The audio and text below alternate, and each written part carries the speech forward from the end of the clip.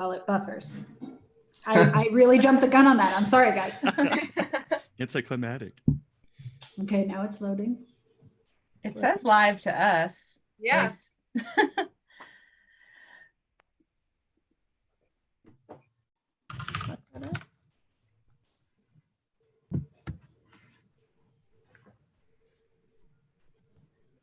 And we are live. All right, so for anyone joining us right now, welcome to the live read. Last time we did this was a little over a month ago, and a group of us, including some people who are back today, tackled a live read of Clue. This week, we're looking at Knives Out by Rian Johnson. So thank you for joining us, and the reason why we're doing this is kind of threefold, unofficially. So we're doing this to give you guys a little bit of a laugh. Everybody's stuck inside right now and it's pretty hard. So what better way than to get through it all than to enjoy yourself. So here's some enjoyment. We hope it helps. It's also to give us a bit of a laugh because we're stuck inside too and kind of going a little nuts. But most importantly, the goal from here on out with the live read is that we are going to be supporting and promoting a different charity every week. So this week, the one that we're promoting is the Toronto Daily Bread Food Bank. Now, I have a bit of a personal history with the Daily Bread Food Bank. My dad volunteered for them a lot when I was a kid. And I, as a result, when I was about 12 or 13 years old, used to volunteer with them a lot. They're a great organization, and they currently have a hunger relief fund for COVID-19 because of obviously everything. So we've shared their link on Twitter. We will share their link again throughout the course of the evening as best as we can. But do seek out the Toronto Daily Bread Food Bank and consider donating if you can. If not, consider promoting them and raising awareness for everything that they're trying to do for people who are in need during all of these terrible times. So let's get to our cast, shall we? This evening, as the Daniel Craig-led Benoit Blanc, we have Shelagh Rowan-Legg. So Shelagh Rowan-Legg is a filmmaker, script consultant, film festival programmer, author, scholar, and editor, basically a jack of all trades. You can find out more about her work. Promoting them. Sorry? That was my phone. I'm sorry. I was trying to tweet the link. Sorry. It happens. It's going to happen a lot. I have no doubt. So you can find out more about her work at 13thtigerfilms.com and can find her on social media at Bonnequin, Bonnequin. Then next we have Kristy Puchko in her best drag king makeup as Ransom Drysdale. Kristy Puchko is a freelance film critic, editor, and entertainment reporter whose work has appeared in publications like Pajiba, IGN, Sci-Fi Fangirls, and Vanity Fair. You can find her on social media at Kristy Puchko. Next, we have Megan Rosati taking on the role of Marta Cabrera. Megan Rosati is a writer, director, and actor based in Los Angeles who, and I quote, likes making nightmares come true. You can find her work at meganrosati.com. And you can find her on social media at Megan Rosati. Then we have Lindsay Traves taking on a couple of roles this evening, playing Linda Drysdale, Fran, and Marta's mom. Lindsay is a freelance writer who specializes in film, comics, and sports. Her work has appeared in publications like CBR, on StarTrek.com, and Sci-Fi Wire. You can find her on social media at Smash Traves. That's SMASTRAVES. Frequently misspelled. And we have Gavin Mevius. So Gavin will be playing Walt, Thrombey, and Mr. Proofroc, the crotchety security guard. Gavin is a video editor and podcaster who co-hosts the Mixed Reviews podcast. You can follow him on Twitter at FriendlessMean. Then Terry Mesnard. Am I pronouncing that right, Terry? Mesnard? Menard? It's Menard. Yeah, it's French. Menard. Okay. So Terry Menard playing Richard Drysdale. And Terry is the creator and editor-in-chief of Gaily Dreadful and co-host of the Scarred for Life podcast. You can find his work at gailydreadful.com, and you can find him on social media at Gaily Dreadful. And we have Ali Chappell, who is playing Joni Thrombey, Marta's sister Alice, and Sally. Ali is an actor, writer, and model whose work has appeared in Delirium magazine. You can find out more about Ali on her website, alichappell.ca, and you can find her on social media at the Ali Chappell.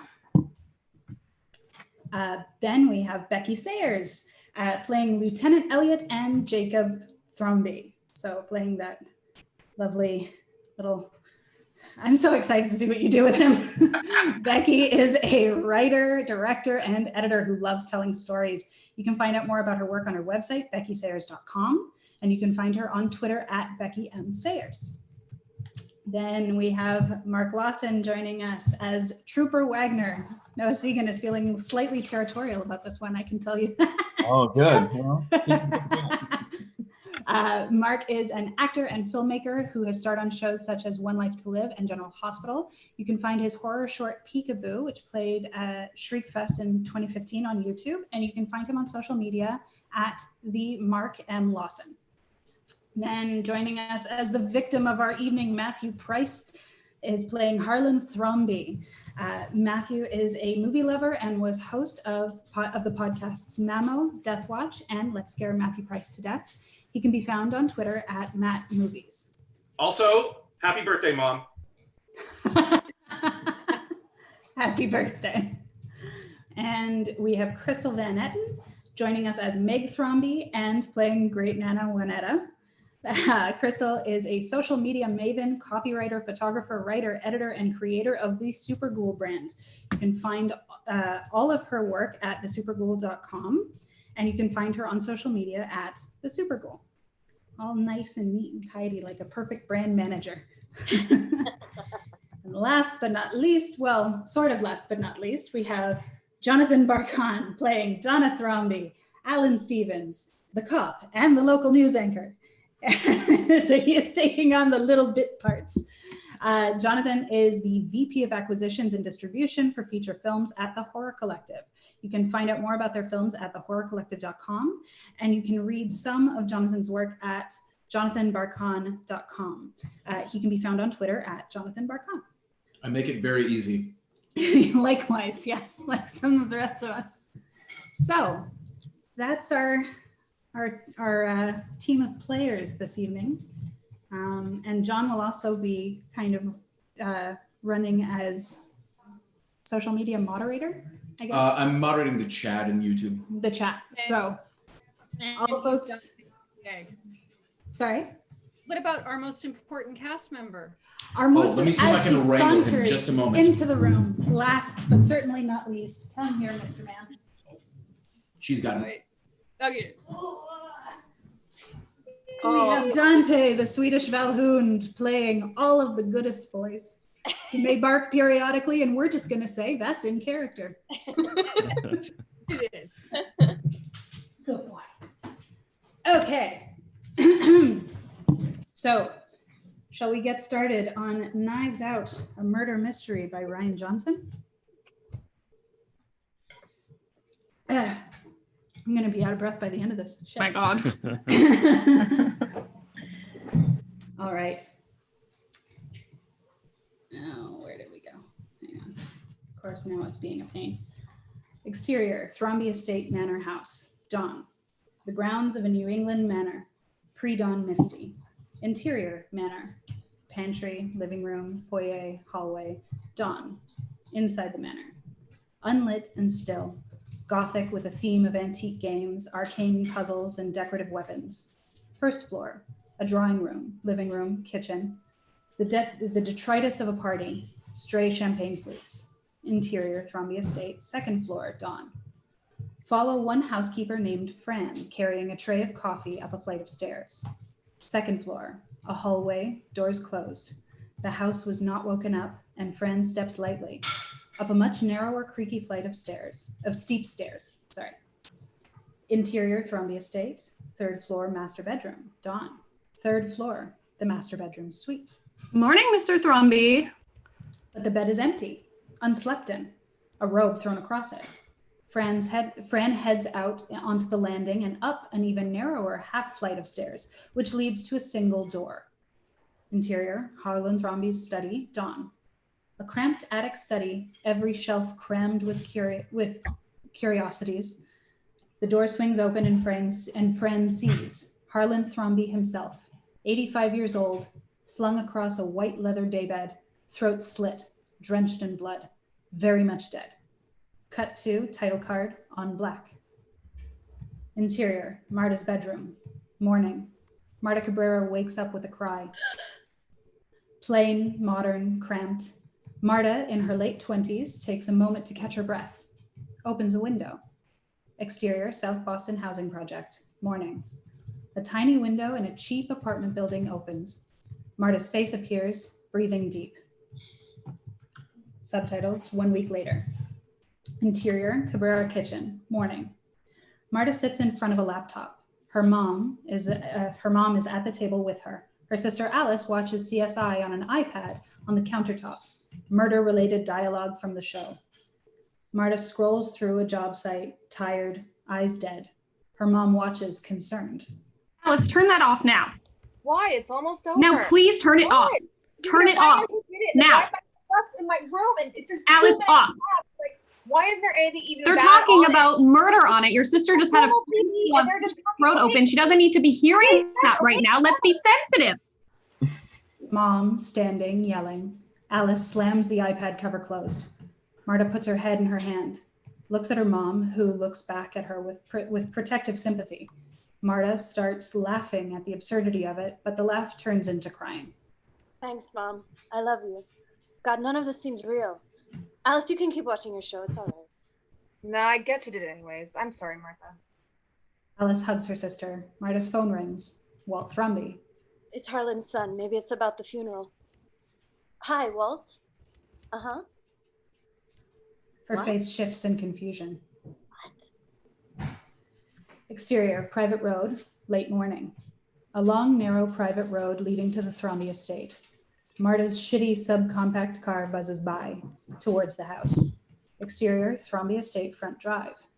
Several cars, including a police cruiser with a few uniformed officers by it. Marta pulls up. An officer eyes her and approaches.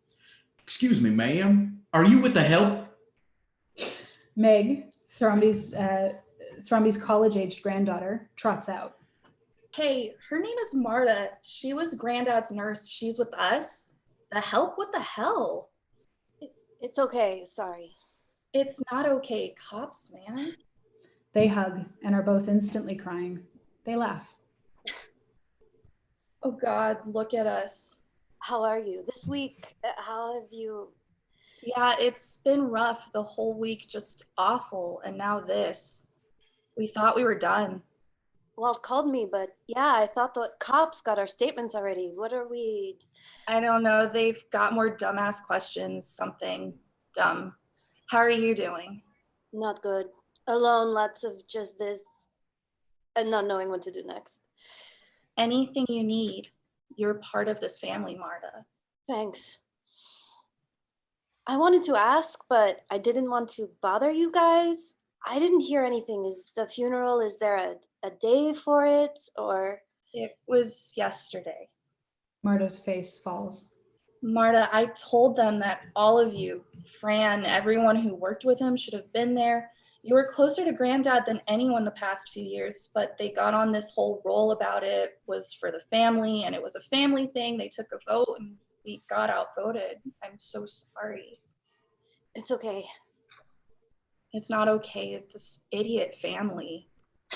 They both start laughing. Interior, foyer. Thrombey's eldest daughter, Linda, opens the door for Marta. How you doing, kiddo?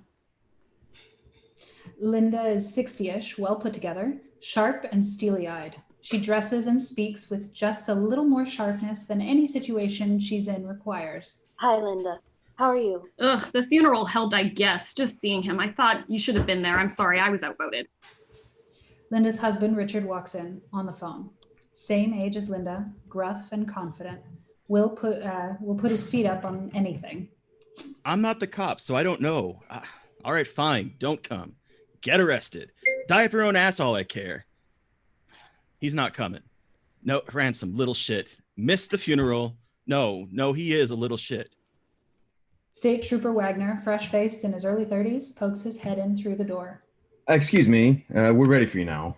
We'd like to see you one at a time. I'll start. Hopefully Joni and Walt are on their way. Linda exits with Wagner, leaving Richard and Marta.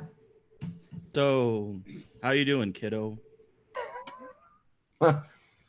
Interior, library.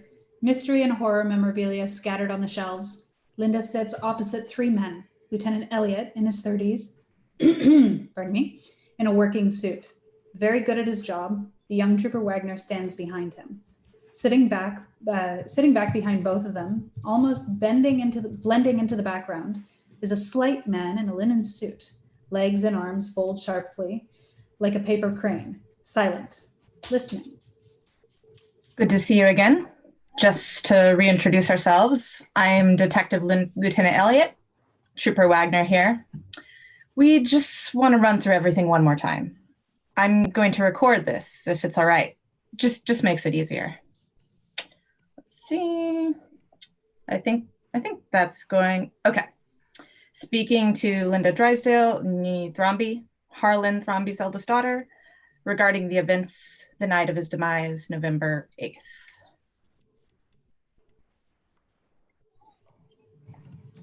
You're muted. Mark, you're muted. Gather Wagner. Oh, do we? Yeah, okay. Okay, Linda? Oh, okay. Thank you, means a lot. Elliot checks his notes.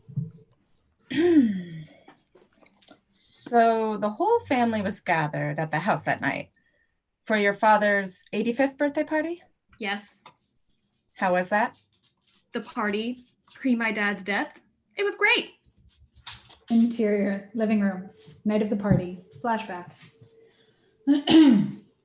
Warmly lit, classic rock playing, food laid out. Linda and Richard mingle happily with the rest of the family, who will meet shortly. Anyone else besides the family there that night?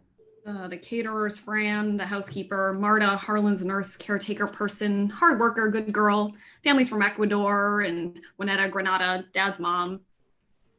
At the snack table, wearing a dozen coats, a woman who might be 300 years old. She pounds down chips and dip like a machine. His mom, huh? How old is she? Nobody knows. Okay. Your son, Ransom, he lives in town, right? He was at the party too? Yes, but he left early. Ransom Drysdale, roguishly handsome in his early 30s, breezes out the side door past Great Nana.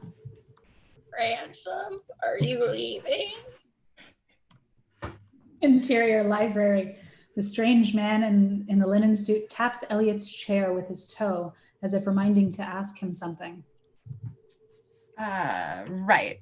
Did all three of you arrive to the party at the same time? No, Richard went over early to help the caterer set up. I got there around 8, Ransom a little later. She raises a questioning finger to ask about the man, but...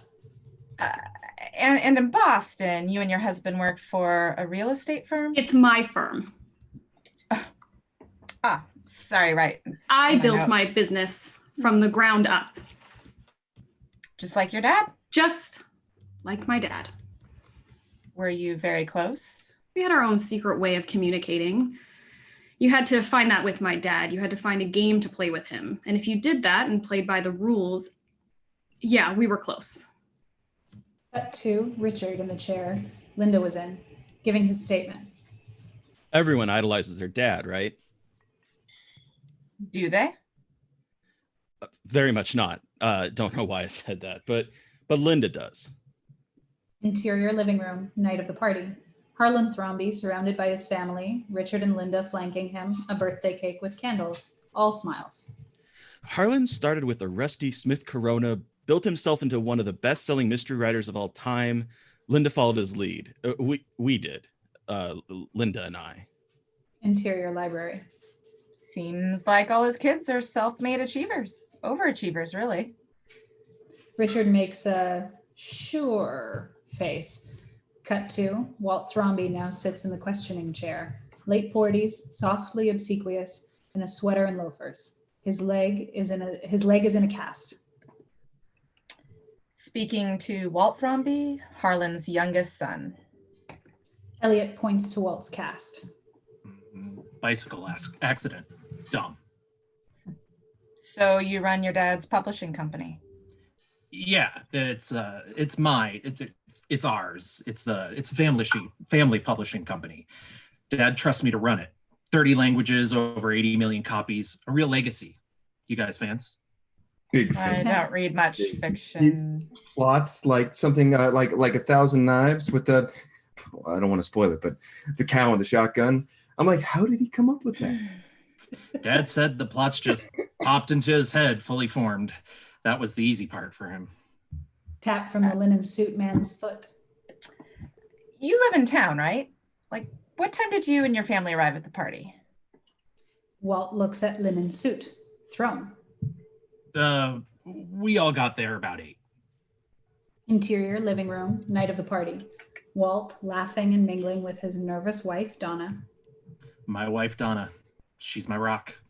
Richard backs up into Donna, who yelps in fear and throws her martini in the air. Richard jumps, but Walt doesn't even register it. Jesus. Don, are you all right? And my son, Jacob, he's 16, very politically active. His angry-looking son, Jacob, who is always on his phone, interior library, quick cuts, each in the chair. He's an alt-right troll dipshit. The boy is literally a Nazi. Kids today, with the internet, amazing. So the night went well then? Interior living room, night of the party. The exact same moment we saw with Richard and Linda of Harlan in front of the birthday cake, but now it's Walt, Donna, and Jacob next to Harlan. Yeah, we're all gutted, but I'm happy we got that night with Dad, to be by his side, to think about our books and what we've accomplished with them. It's like I can still feel his hand on my shoulder. Interior library. Passing the torch. Cut to Joni Thrombey in the chair, a striking woman, tall and boho chic in chunky jewelry and a flowy dress. Speaking now to Joni Thrombey, Harlan's daughter-in-law? Mm-hmm. I was married to his son, Neil. He had one daughter, Meg, and then Neil passed on 15 years ago. And you've obviously stayed close to the Thrombeys. Interior living room, night of the party. Joni dances with various family members, free and flowing. Oh, they're my family. I feel simultaneously freed by and supported by them. That balance and the opposites of the nugget of flam. Interior library, present. Nugget of... Flam! Flam nugget. The nugget of truth. Center of the flam philosophy. Sorry, Flam. Right. Your skincare company. I forgive you, yes. It's skincare, but it promotes a total lifestyle. Self-sufficiency with acknowledgement of human need. That's Flam, but it's also Harlan. He got me and Meg through some really tough times. Meg in the chair. Granddad gives my mom a yearly allowance, and he's never missed wiring a tuition payment to my schools. He's a genuinely selfless man. Yet you left his party early? To see some friends at Curry. Interior living room, night of the party. Meg trots out. Linda, pissed, to Richard so Joni can hear. Dad's paying for her crypto-Marxist, post-deconstructal feminist, poetry theory, whatever major. She could have stuck around for the cake. Interior library. I think Linda was upset, but Harlan understood. Tap. But you two arrived together to the party. Joni looks at the linen suit man. If I could pause, because who is that guy and why are we doing all this again? Right. We're following up here, just being thorough in order to determine the manner of death. Cut back to Walt in the chair. The manner of death? I can save the taxpayers some money here. Walt gestures vaguely to his throat. That's the cause of death. The manner of death is still pending. So by manner of death, you mean if he was killed? If one of us killed him, one of his family? None of us think that. This is pro forma, all of it. Cut to Richard in the chair. He doesn't buy it. Okay. So who the fuck is that? He points at Linen's suit. Elliot takes a breath. This is Benoit Blanc. Benoit Blanc? He is, Elliot looks back at Blanc, prompting him to introduce himself, but the man stays silent. He's, Does he talk? He does. They all look back at Blanc. I do. Mr. Blanc is a private investigator of great renown. Joni in the chair. Wait a minute. I read a tweet about the New Yorker article about you, the last of the gentlemen sleuths. You solved that case with a tennis champ. You're famous. Mr. Blanc requested to sit in on the questioning, and I happily consented. I can vouch for him. Linda in the chair. Oh, you vouch for him. Well, thank you, detective I just met 5 minutes ago. Mr. Blanc, I know who you are. I read your New Yorker profile. It was delightful. I just buried my 85-year-old father who committed suicide. Why are you here? Elliot and Wagner turn back to Blanc, who leans forward slightly and speaks in the gentlest southern lilt you have ever heard in your life. I'm here at the behest of a client. Who? I cannot say, but let me assure you this. My presence will be ornamental, a respectful, quiet, passive observer of the truth. Elliot and Wagner turn nervously back to Linda. She doesn't look thrilled. Cut to Richard. Fine. Are we getting there? Nearly. Harlan's nurse, she was at the party in a professional capacity. Blanc begins idly playing with a silver dollar. Marta? Interior living room, night of the party. The family is engaged in an animated discussion. Marta standing on the outskirts. I guess. Harlan hired her to be around, take care of whatever medical needs pop up, but really she's part of the family. Richard beckons with his cake, calls Marta into the discussion, into the circle of the family. Good kid, been a good friend to Harlan. Her family's from Paraguay. I know Linda likes her work ethic. Interior library. Immigrants. We get the job done. From Hamilton? Wagner gives him a smile to show he got the reference. Cut to Linda back in the chair. May I just, and then I'll recede. But as a self-made man myself, I have to express my admiration for how you followed in your father's footsteps. Thank you. The whole family, too. Joni with her things, Walt with his publishing empire. Well. Blanc pauses, doesn't push anything, just waits a moment. Yes, I mean, wait, yeah, he's done well with what my dad's given him, but it's not the same. I built my company up from nothing like Dad. Walt, not like it matters, but he was sort of adrift. Dad gave him the job, but really, Dad hands him a book twice a year and Walt publishes it. I mean, it's different.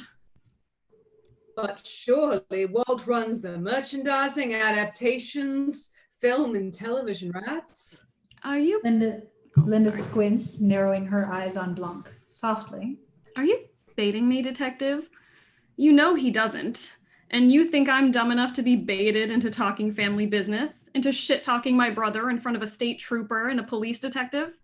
Richard in the chair. Walt doesn't run shit. There are no film or TV rights. Harlan's never allowed any adaptations of his book. Hates the idea. No. Oh yeah, drives Walt nuts, because that's where the real money's at. And when he gets a little Irish courage in him, he'll get into it with Harlan. Did he get into it at the party? Oh my God. Interior living room, night of the party. Walt, with a drink in his hand, has cornered Harlan. Richard watches across the room as Walt goes from arguing to pleading. He wouldn't leave him alone. Poor Harlan had to give him the hook. Harlan has had enough. He takes Walt's arm and leads him into the drawing room for a private talk. I didn't hear what was said, but he must have really handed him his lunch. Walt was like a wounded puppy the rest of the night. Interior library. Walt in the chair, indignant. Richard said what? Jesus, no, we didn't get into it. Trying to get an accurate impression. Harlan took you aside at the party. When you returned, you were chastened. What did Harlan say to you? Walt starts to open his mouth, hesitates. Off his frightened face, we flash back. Interior drawing room, night of the party. Walt, drunk, Harlan guiding him firmly into the shadows. If you'll just look at the Netflix guys, their business affairs guys sent over something, hard numbers this time. And I think this is a window. This is not going to last. And you should just look at these numbers. Walt! Dad, you put me in charge of our books. Let me be in charge. Let me do this, please. It's not our books, son. They're my books. And this is not how I wanted to have this conversation, but you're right. It's unfair of me to keep you tethered to something that isn't yours to control. What?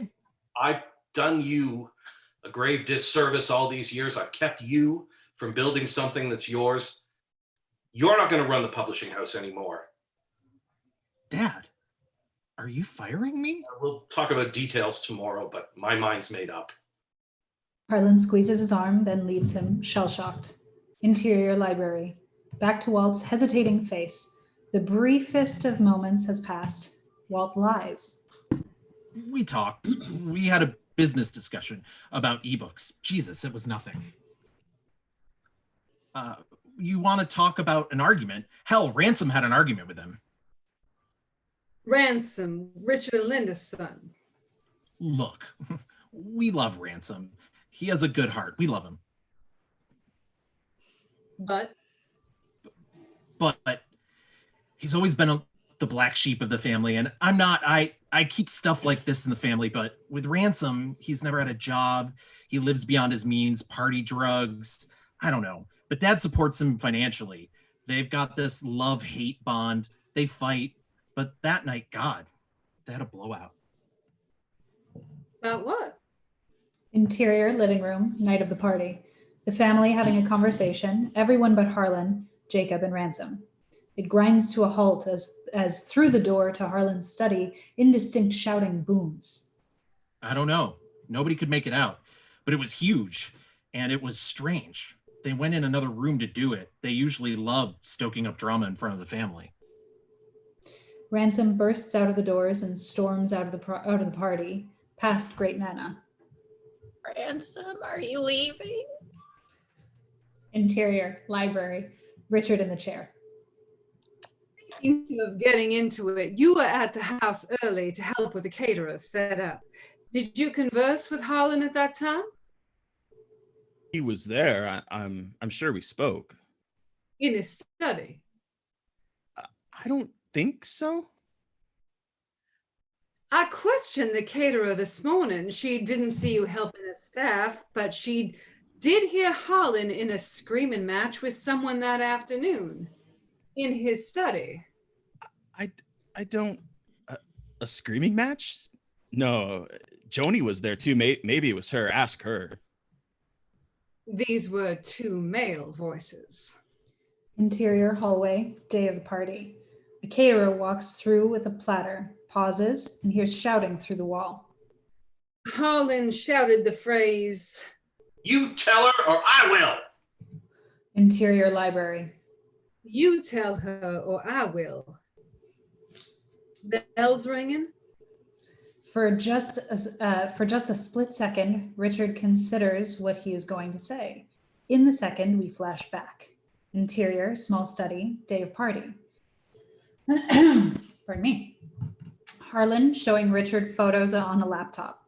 Long lens photos of Richard kissing a woman who is not Linda. Richard glares at it. Harlan turns an old baseball over in his hands. This is none of your goddamn business, Harlan. Stay out of my marriage. Harlan holds up a sealed small envelope with a flowery embroidery, L written on the front. I know my daughter. She'd want to know. I've put it all in this letter to her. Tomorrow she gets it. I'm warning you once. Don't do this. She deserves to know. Like hell. I'm going to tell her. Harlan slams the baseball down on the desk. You tell her or I will. Interior, library, back to Richard. He grins, snaps his fingers. Yes, I know. Yes. So Harlan decided to finally put his mom in a nursing home, and which Linda always opposed. And I was going to wait until we were back home in Boston to tell her, so there wouldn't be a whole scene. But Harlan wanted me to tell her then. That was it. Sorry, I forgot. It happens.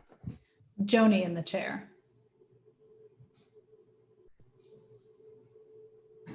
The house? Early, Richard said you were there. I was, like, at the house early.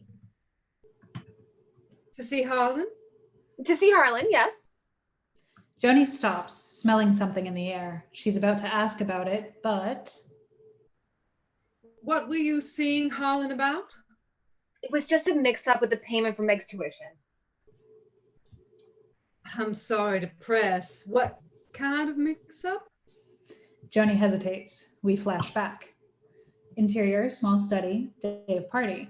Harlan at his desk, toying with the same old baseball. This is a thing he does at his desk. Joni, standing, arms crossed. The school hasn't got the check yet. I don't know why Alan didn't mail it. Alan didn't mail it because he caught a discrepancy. Alan's office has been wiring tuition directly to the school, as per your request. But Phyllis's office that handles your yearly allowance has been wiring the tuition money directly to you as well, as per your request. You've been double dipping Meg's tuition, stealing from me $100,000 a year for the past 4 years. Harlan shows Joni a letter from his business manager with transaction receipts attached. Harlan, I don't know how this mix-up happened, but... Harlan opens his ledger, handwrites a check. I'm writing this tuition check, then that is the last money you or Meg will get from me. Harlan, come on. Joni, this money has propped you up and kept Meg in a Peter Pan state of perpetual nonsense majors. I know it'll hurt, but it's for the best. Joni's speechless, her face frozen. Harlan puts the baseball down and detaches the check, holds it out to her. My mind's made up. Interior, library. Back to Joni. She shakes her head. Just a money wiring issue with the office at school. So I had to ask Harlan to cut a check for this semester. It's no big deal. Just checking. Checking. Blanc is incredibly pleased with this pun, as are we all. Why don't we take a breather? Interior, foyer, day. Joni comes out into the foyer from the library, obviously rattled. She pulls it together quick when Linda comes down the stairs. Joni, you haven't seen Richard, have you? No, I was just in with the, no. Interior, small study. Richard! Alone, Richard waits very still for Linda's footsteps to walk away. Then, when he knows she's not coming in when he knows she's not coming in, sorry guys, he furtively rifles through desk drawers, finding various ridiculous ephemera. He finds a small locked drawer, jimmies it open with a letter opener. Inside, the small pink envelope Harlan threatened him with in his flashback. He rips it open, pulls out the card inside. It's blank. Richard almost laughs, just drops it onto the desk. Son of a bitch. He spots Harlan's old baseball, grabs it, spitefully chucks it out the open window. Exterior, side of house, day. Blanc, Elliot, and Wagner stroll along the wide lawn beside the house. Blanc ignites a long, thin cigar. Maybe I'm a victim of my own expectations, but when the great Benoit Blanc knocks on my door, I expect it's going to be for something, if not extraordinary, at least interesting. This is an open and shut case of suicide. And Benny, we're at the point where I need to know what we're doing here. Blanc notices the old baseball lying in the grass. He picks it up idly. Methods. Throat slit. Typical of suicide? Dramatic, which tracks. The guy lived in a clue board. Interior foyer. Marta sits alone across from a portrait of Harlan. Muffled voices out on the patio. Cigar smoke drifts by outside. She creeps over to the glass door, puts her ear to it. You ask me to drag all these good people back for questioning, go over it all again. I don't get it. This is a pleasant family with the usual quarrels, but no possible motives for murder. Where are you going? At that moment, Blanc's face appears right next to Marta's, staring straight at her through the distorted glass. She yelps and falls back. Exterior patio. Blanc opens the glass door. Marta steps back sheepishly, but with a warm nod, Blanc beckons her to join them. Harlan Thrombey's nurse, Marta. Cabrera. Marta Cabrera. Miss Cabrera, we'll be with you soon. Just if you could just wait. Miss Cabrera, I did a little poking. You're hired on a part-time basis as a registered nurse, yes? Yeah, I don't work for a VNA. Harlan hired me directly. You're paid at a flat rate for how many hours a week? 15. And how many hours a week did you actually work? It depends. Many more than 15. Yes. What? I started at 15, but slowly he needed more help. Medical help? He needed a friend. Blanc smiles at the girl, genuinely touched. Does having a kind heart make you a good nurse? Or do people assume your heart is kind because you're good at your job? I'm musing, you don't have to answer that. And you cared for him? I did. I cared for him. I never really had a relationship with my dad, I guess, in a way. Harlan. Sorry, I meant how long did you care for him? 5 years. Blanc. Yes. Marta, we were just discussing possible motives in the family. I suspect Harlan has told you much unfiltered truth about each of them, and also that you are not the type to betray his confidence. So I'd like to know if you're a good liar. No. I have a thing where I'm sorry, this is gross. If I even think about telling a lie, I start to throw up. Really? Is Richard having an affair? Marta is stunned. She flashes back to exterior, patio, day, flashback. She reads. Harlan sits at his laptop, heavy with sadness. Why do men instinctively pull at loose threads on their parachutes? What? Harlan spins his laptop towards her. The Richard photos. Exterior, patio, day. Back to our scene. Marta looks queasy, tries to stall. Richard, affair? A yes or no will do. She struggles, her jaw clenched, face working hard, then attempts. No. And immediately vomits into the nearby planter.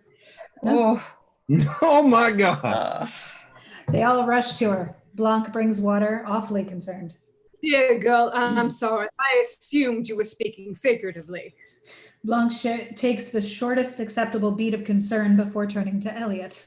But I was obviously right. Richard is having an affair. His father-in-law found out and confronted him. You tell her or I will. even if it's true, you okay? Marta gives a weak thumbs up, recovering. Even if it's true, protecting his marriage is weak sauce as a motive. Well, and then there is Joni.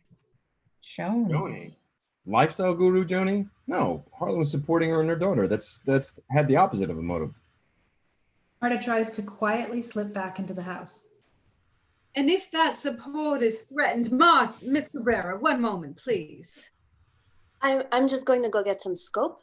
Miss Cabrera, was Harlan planning on cutting off Joni's allowance? Off Marta's oh god no face. Interior study, day, flashback.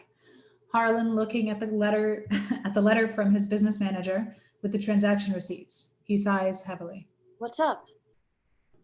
When does a lifeline become a noose? A moose? No, not a moose. Exterior patio, day. Marta's face works against impending nausea. Okay, don't answer that if you're going to puke. Please. But Blanc presses. Meg said Harlan pays his school directly. Joni says he sends the money to her. Both were true. She was pocketing the double payment. Harlan found out and cut her off without a cent. Yes? No? Marta starts to shake her head no, but her throat convulses. She nods. Blanc hands her a glass of water. And she bumps him off for the inheritance? Come on, have you seen her Instagram? She Hamptons with Gwyneth. I don't buy that she'd kill him over an allowance, Blanc. She has her own business. More weak sauce. Blanc idly scratches a spot on the side of his neck. That I'll grant you. But she lied. To me. All three of them. Three? Walter. The value of Thrombey's books for film and TV, now Walter can cash it in. Again, though, for patricide, it's weak. But there was something else. Harlan had turned Walter down before regarding film rights, but that night Harlan said something that shook him. We look at the pattern. Harlan was cleaning house. I wonder, did he plan to fire Walter? Okay, Blanc. Come on. If he did, he didn't tell me. Thank God. Can I wait inside? I don't feel like I should be here.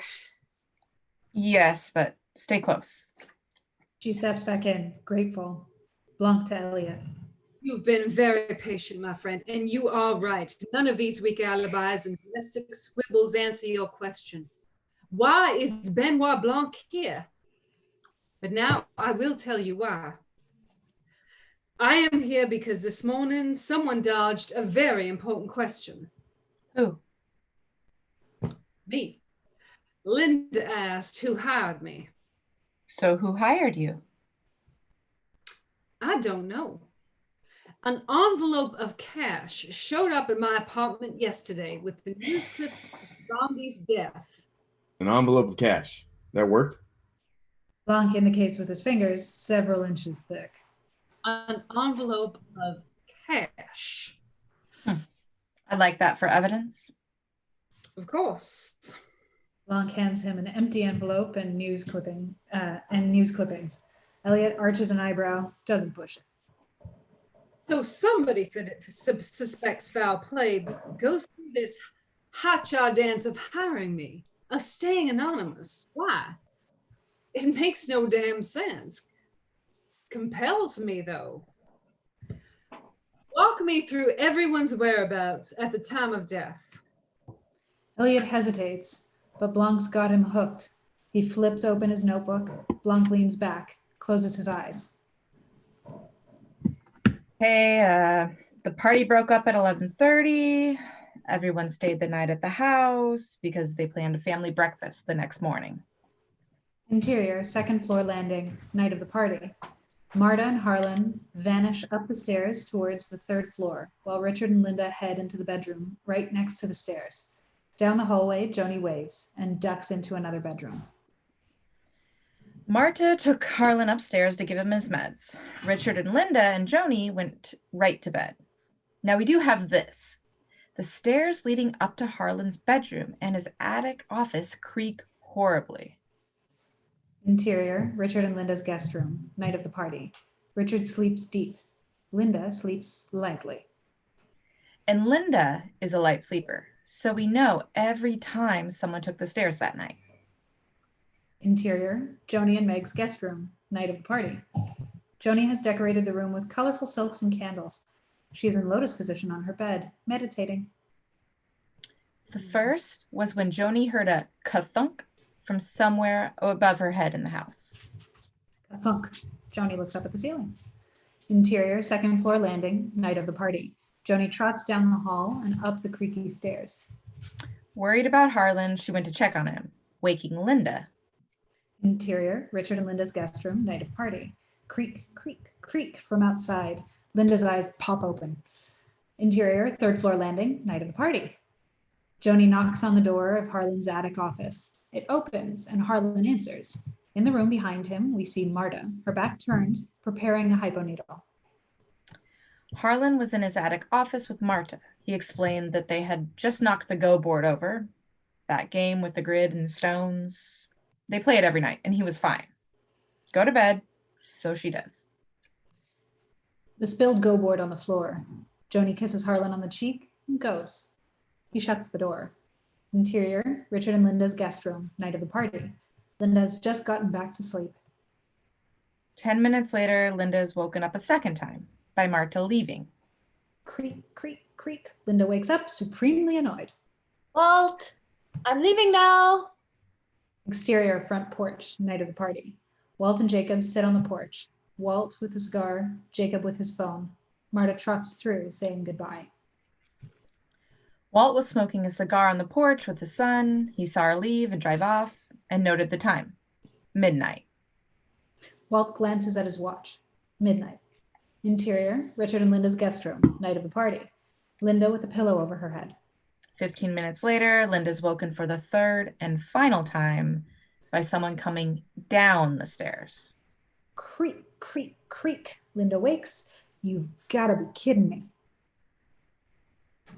Exterior, front porch, night of the party. Walt, still smoking with Jacob, spots Harlan through the glazed glass, coming down the stairs in the foyer. Harlan, who came down for midnight snacks, which Walt tried to discourage. Dad, go back to bed. Through the glazed glass, Harlan goes back up the stairs. This is at 12:15. Based on this, the medical examiner determined the death to be between 12:15 and 2 a.m. As Walt was finishing his cigar, about 12:30, Meg came home. She went straight to bed. Walt and Jacob turned in shortly after that. Meg pulls up, trots past Walt and Jacob and inside. Interior, Joni and Meg's guest room, night of party. Meg stirs, wakes. Joni is asleep. Sometime later that night, undetermined but possibly near 3 a.m., Meg woke up because the dogs were barking outside. She used the bathroom and went back to bed. Exterior, patio, day. Elliot snaps the notebook closed. And that's it. Everyone's stories matched. Every movement accounted for.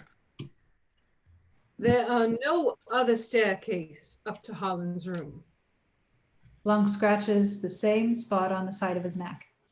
Nope, just the creaky one. And Linda is certain another clip on it would have woken her. You've got a bad rash there. The spot on his neck. Blanc seems intrigued by this. Yeah. Interesting. Yeah, interesting. So I guess we can rule out Ransom. He wasn't there. And Marta, Harlan was alive after she left. But Meg got home during the death window. Except it was a suicide. Harlan hit both carotids. I got it. He took no chances, and the significant splatter patterns are unbroken, meaning nobody was near him when it happened. It's basically impossible for anyone but Harlan to have cut his throat. Physical evidence can tell a clear story with a forked tongue. What? And as we've seen this morning, all people lie. Well, almost all. Interior, library, late afternoon. Marta in the chair. She shifts, uncomfortable. Blanc, Elliot, and Wagner in their normal places. Miss Cabrera, we've kept you waiting all afternoon because I wanted to hear from you last. I wanted to have an entire picture of the evening in my head. Your piece of it is at its very center. So please take your time. You took Mr. Thrombey upstairs at 11:30 and left at midnight. Think very carefully and with as much detail as possible. Tell us what happened in that half hour. Marta is very still. A moment of silence. Blanc flips his silver dollar into the air. She does not say a word, but in that moment, while the coin hangs in the air, we flash back We flash back with her to interior, Harlan's bedroom night. Flashback. The night of the party. A clock on the nightstand, 11:32. Off screen, we hear Marta leading Harlan up the creaky stairs. Up, up, up, up. You got it? Got it. Up. I got it. Marta enters the room, and behind her, we see Harlan keep climbing up the narrow stairs to his office. Up, up. No, no, not tonight. No, straight to bed tonight. It is so late. Come on, Harlan. Harlan. She grabs a med kit from the bedroom and follows him, exasperated. Interior, Harlan Thrombey's study, night, flashback. Late. I had champagne. No. No, it's my birthday. We are. You had one glass. We're not breaking tradition on my birthday. Marta puts 2 vials and a pillbox on the go board. She pulls out 2 plastic wrapped hypodermics. Take your goddamn medicine and go to bed. If you're going to put that vile shit in me, you'll have to earn it on my birthday. 85th. So old. So old. All right, old man. 8x8 game. She sits and they start clacking white and black stones on the board.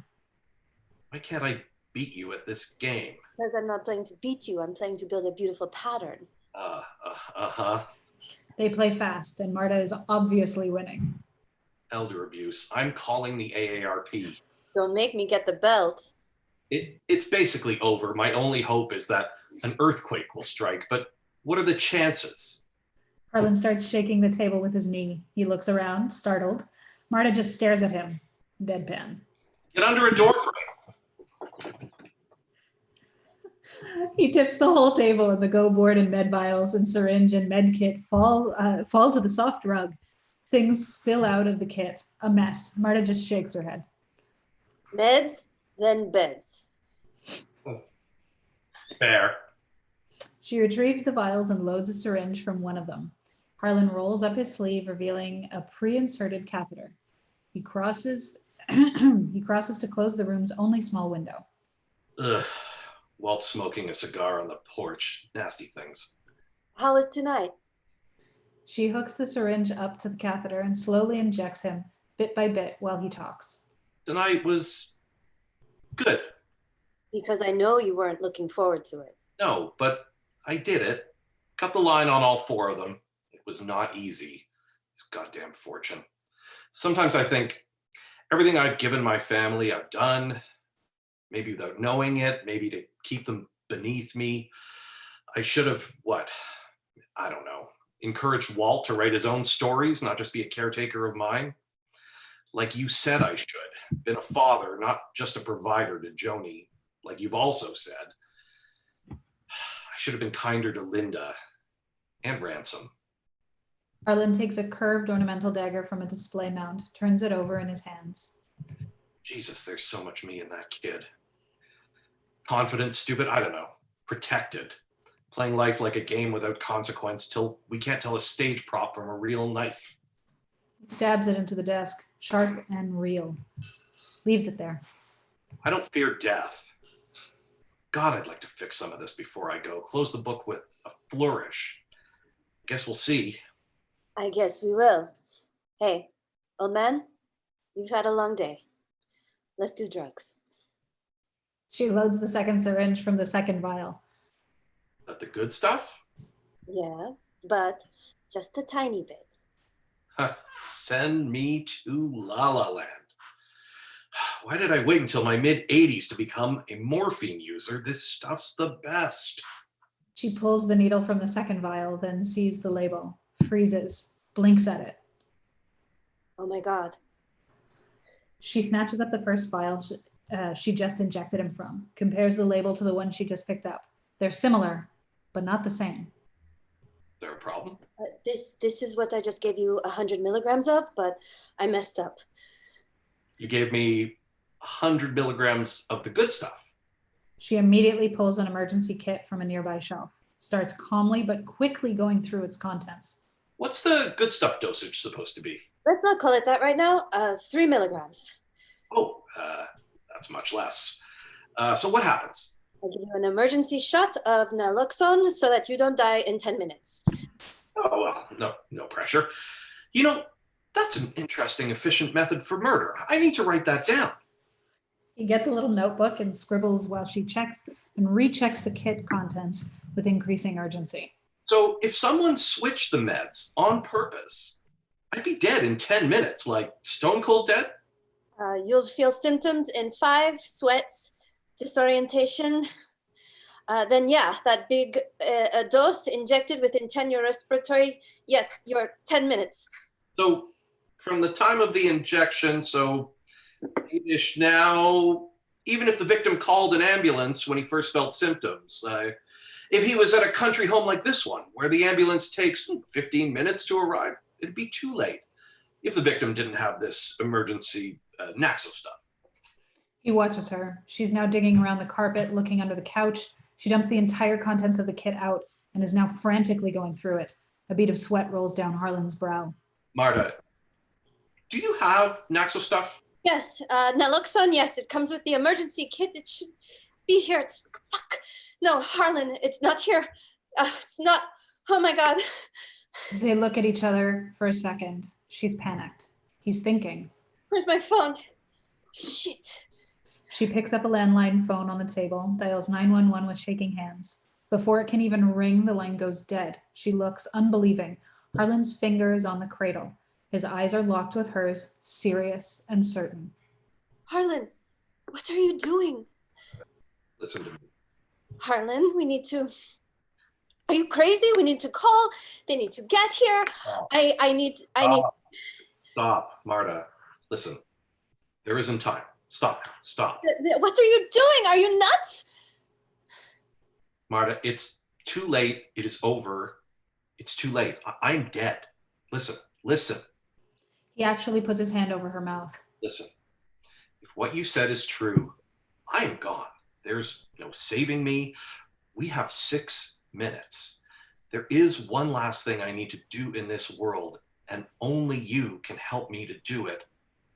You need to trust me and do everything I say. What do you want me to do? Get you out of this. Think of your mom. Please, trust me. We have to make this look ironclad, like it can't have been your fault. You can't have done this. My mom? Creak on the stairs outside. Get up. A knock on the door. Joni? Having trouble. Harlan? Marta? Is everything all right? Harlan and Marta stand. She's dazed, deer in the headlights, but he's focused and sharp. He turns her away from the door. Stand here. Keep your back to me. Don't say a word. Harlan opens the door. While he gets rid of Joni, we stick with Marta, who stands stock still, tears running down her face, eyes wild. What does she do? Joni. Hi. I heard something. Is everything okay? Oh, yes. I just knocked over the go board. Sorry about that. Everything's all right? Yes. All fine. Go to bed, Joni. Okay. And maybe we can talk tomorrow about the thing? Yes. Tomorrow. Love you. Night. Night. Harlan shuts the door, looks at the knife still sticking in the desk, then takes Marta's shoulders, looks in her eyes. Your mom is still undocumented. If this is your fault, she'll be found out and thus deported. Your family will be broken. A new kind of fear in Marta's eyes. But we're not going to let that happen. I have a plan. It's not going to be easy, but you have to do exactly what I tell you. Will you do this, Marta? This last thing for me and for your family, will you please? She's terrified, but she nods. Exterior front porch, night of the party, flashback. Walt smoking with Jacob. Go downstairs as noisily as you can. Say goodbye loudly. Walt, I'm leaving. Marta exits quickly down to her car. Call attention to the time if you can. God, it's almost midnight. Walt checks his watch. Interior, Marta's car. Night, flashback. She drives out the guard gate and down the private road. Drive out the gate. Then, to avoid the security cameras, pull off the road before the carved elephant. Up ahead, a weathered wood carved elephant statue. Wait, is it before or after? After the carved elephant. No, he said before. Was it? be after for the carved elephant. Shit. She yanks the wheel and pulls off before the statue. Exterior woods, night, flashback. Marta trudges away from the parked car, tree branches catching her hair. Park and come back on foot up to the house. Damn it, Harlan. Exterior, Thrombey Estate, side gate, night, flashback. A waist-high stone wall with a little pedestrian gate. The house up ahead. Marta goes through the gate and up towards the house. Take the side yard path through that little gate. The dogs sprint down the moonlit yard from the house towards Marta. The dogs will know you. They shouldn't bark. The dogs stop at Marta and lick her hand. Exterior, Thrombey Estate, side yard, night, flashback. Marta looks up the side of the looming house. A sturdy trellis on the wall and high above a third-story window. You've got to get up to the third floor without being seen, and the only way is to climb up the side trellis and come in through the trick hall window. You've got to be kidding. I am not. Do it. Cut to, moments later, Marta climbing the trellis. It's easy going until a piece breaks under her foot, and she swings for a second by one hand. And for God's sakes, don't make any noise. Interior, third floor landing, night, flashback. What appears to be a dead-end hallway with a painting at the end. But suddenly, the end wall swings away like a door, revealing a window behind it. Marta heaves her way in through it and steps lightly into Harlan's bedroom. Once you're inside, this is the tricky part. This is the tricky part? Interior, Harlan's bedroom, night, flashback. Get my robe and cap from my bedroom and put them on. She picks them up from the bed, stops. A moment of doubt. Interior, Harlan Thrombey's study, night, flashback. Back to the scene with Harlan. Marta stops him. Harlan, this is... Suspicion is going to fall on you, and we need to make this so airtight, your average cop will entirely dismiss you as a suspect. This seems crazy, but it will work. Interior, Harlan's bedroom, night, flashback. Marta in the robe, pulling the cap on, tucking her hair under it. Now go downstairs. Interior, second floor landing, night of the party, flashback. Marta in Harlan's robe and cap creeps down the creaky stairs, then keeps going down. Walt and Jacob are smoking outside. They'll see you. Interior, foyer, night of the party, flashback.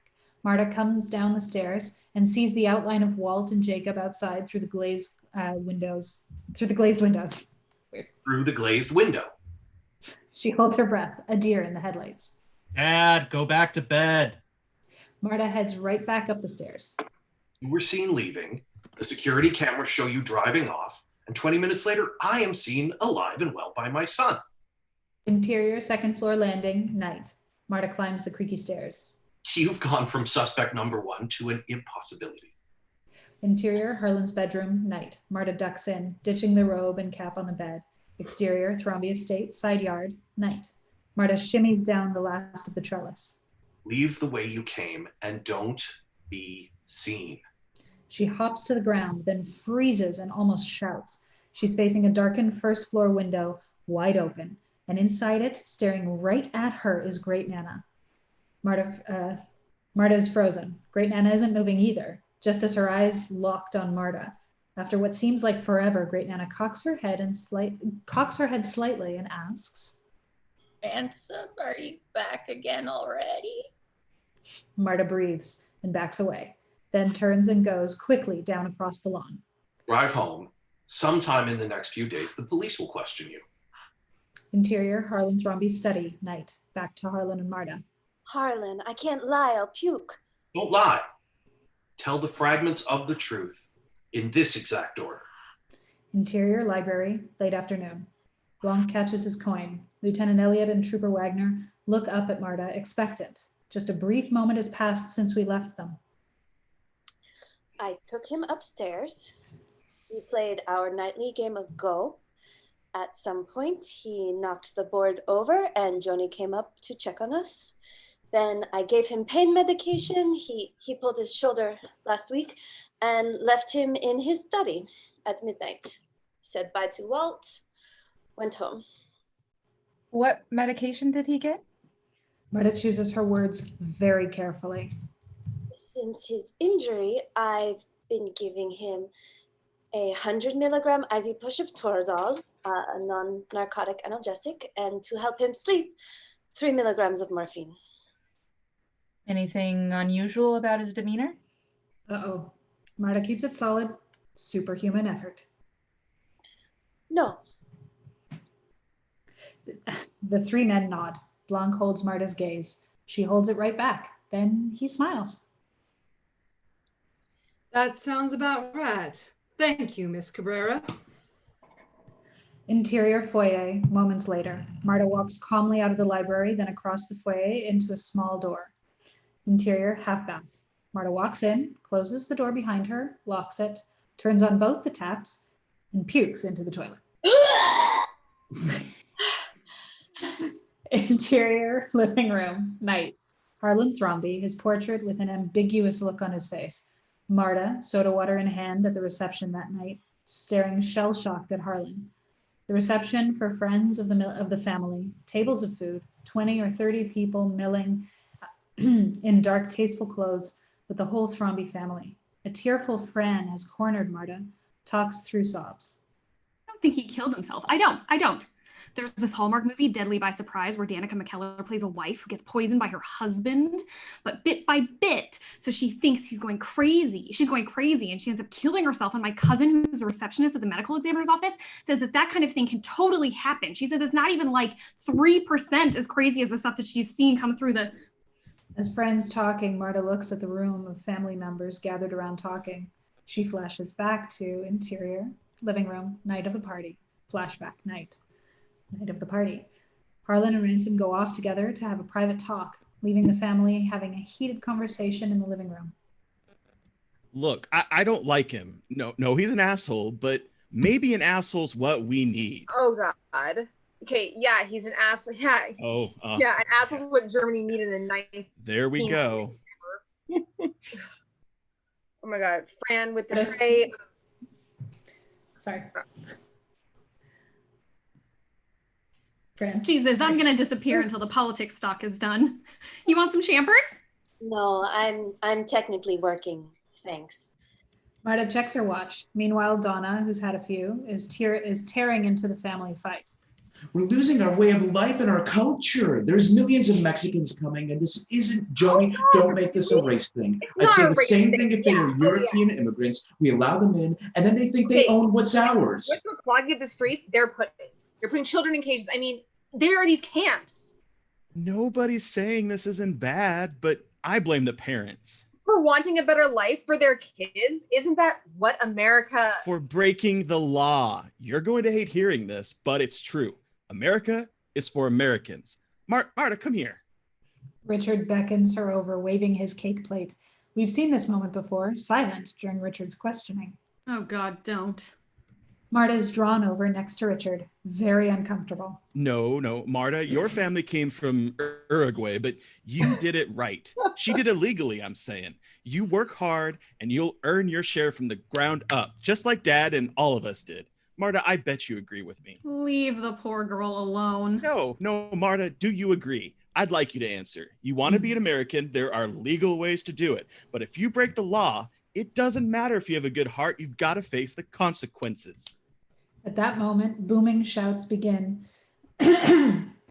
Excuse me. Behind the study door, Harlan and Ransom going at it. Ransom bursts out. Marta takes the opportunity to slip into the hallway alone. She breathes hard, takes a champagne flute from the tray, drinks it in one gulp. Interior living room night. End flashback. Marta in the same spot, Fran still talking her ear off. The room sways. Marta sucks in breath, sways, and braces herself against the wall. Oh my God, Marta. What? Meg runs over, rubs her back. Oh, hey, come here. Hey, what do you want water? Breathe. Hey, Fran, you still got your stash? Interior drawing room night. Empty and dark, fireplace blazing. Above the fireplace is an ornate mantel clock. Fran uses a key to unlock one of several tiny drawers hidden in its face, takes out a joint and hands it to Meg. Take them whenever you need them. They're just drying out since you gave me that jewel. Thanks, Fran.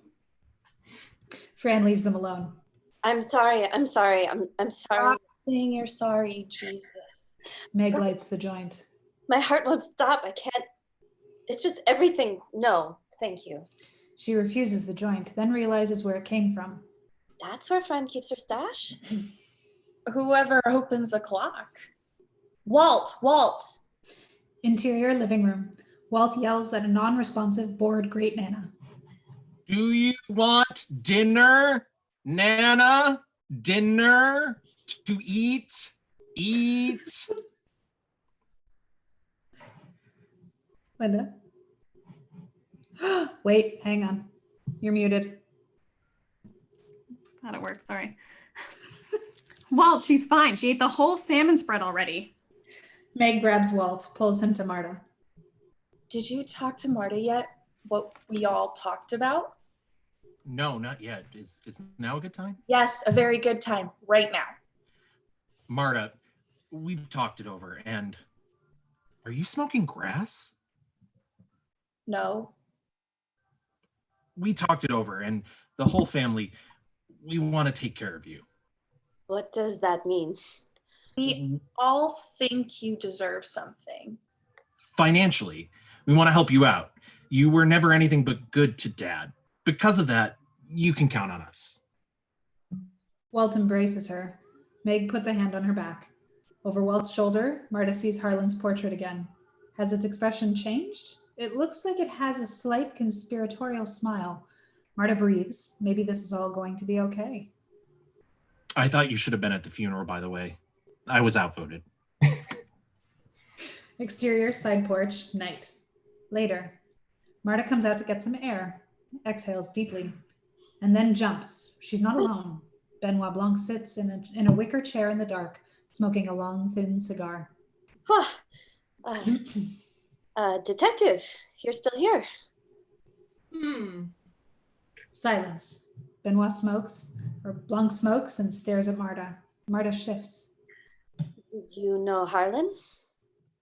He knew my father, who was a police detective years ago. So that's why you're here. Here now, here? No, I stayed hoping to speak to you a little more. Oh? Something is afoot with this whole affair. I know it, and I believe you know it. So you're going to keep digging? Harlan's detectives, they dig, they rifle and root, truffle pigs. I anticipate the terminus of Gravity's Rainbow. Gravity's Rainbow? It's a novel. I know. I haven't read it. Neither have I. Nobody has. But I like the title. It describes the path of a projectile determined by natural law. Voila, my method.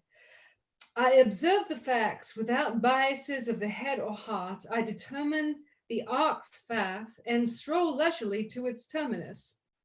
And the truth falls at my feet.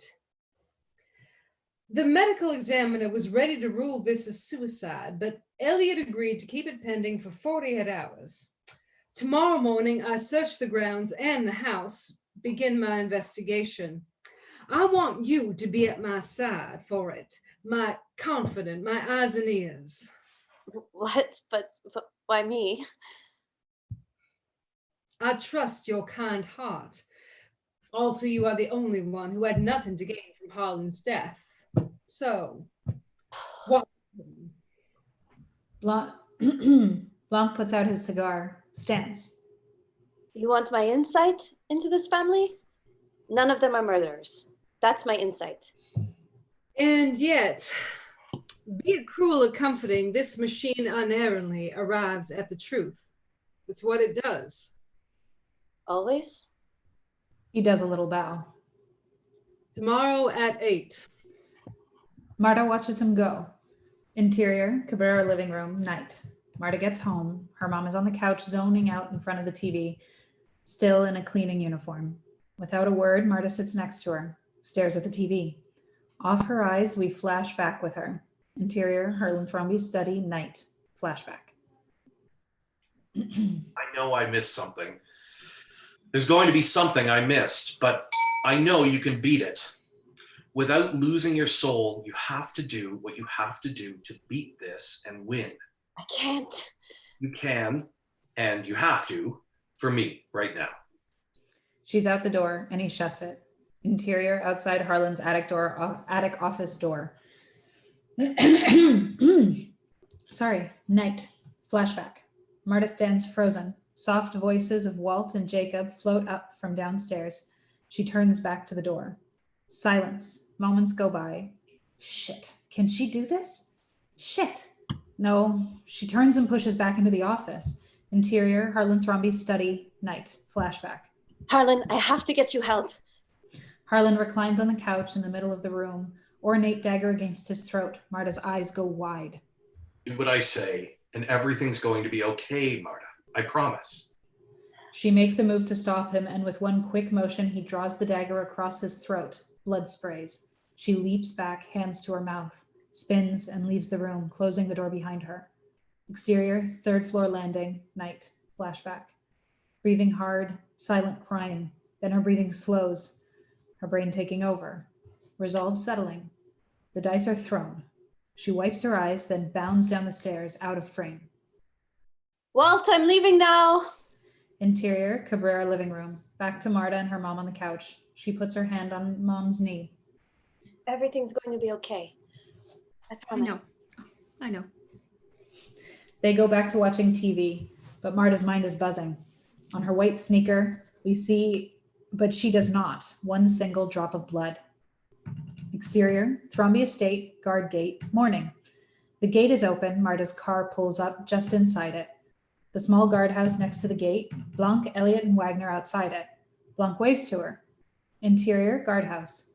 Thrombey's security man, Mr. Proofroc, guides them into the cramped, dusty space. Proofroc is old and salty. He shows them old photos of the house, stuck to a steel fridge with big, brightly colored fruit magnets. 50 years I worked this estate, back when I was the Red Ferns. Of course, back then security meant making the rounds with a 94, keeping your ears open for all this modern technology. Nothing in the room is newer than 1988. An 8-inch CRT monitor shows a phosphorescent live feed of the road outside the gate, and a top-loaded VHS VCR sits next to it. So what do you have from that night? He squints, hard of hearing. What do you have from that night? What do you have from that night? Proofroc squints at Marta, who asks him quietly.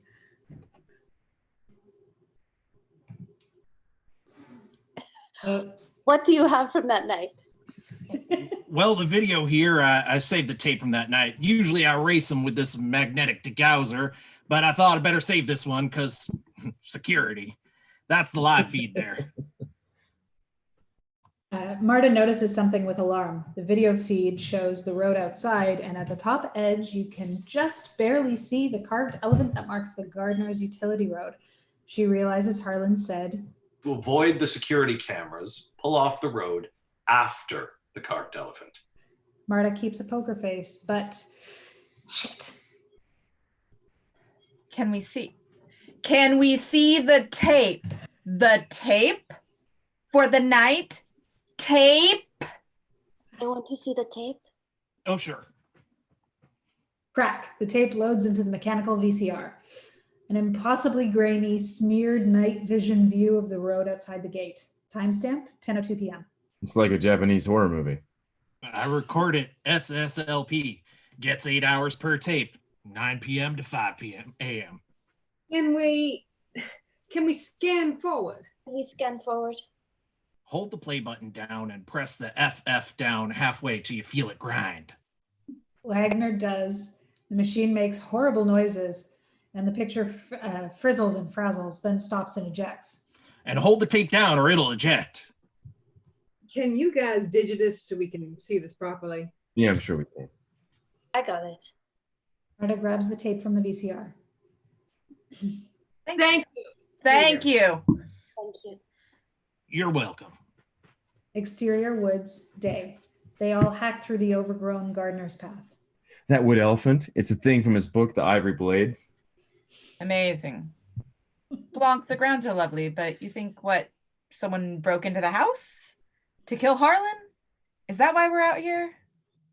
I think it's an unlikely but fascinating possibility, and if they did, there will be traces. I'll take that. Thanks, man. Marta hands Wagner the VHS tape. Then she discreetly pockets something she had held in her hand next to it.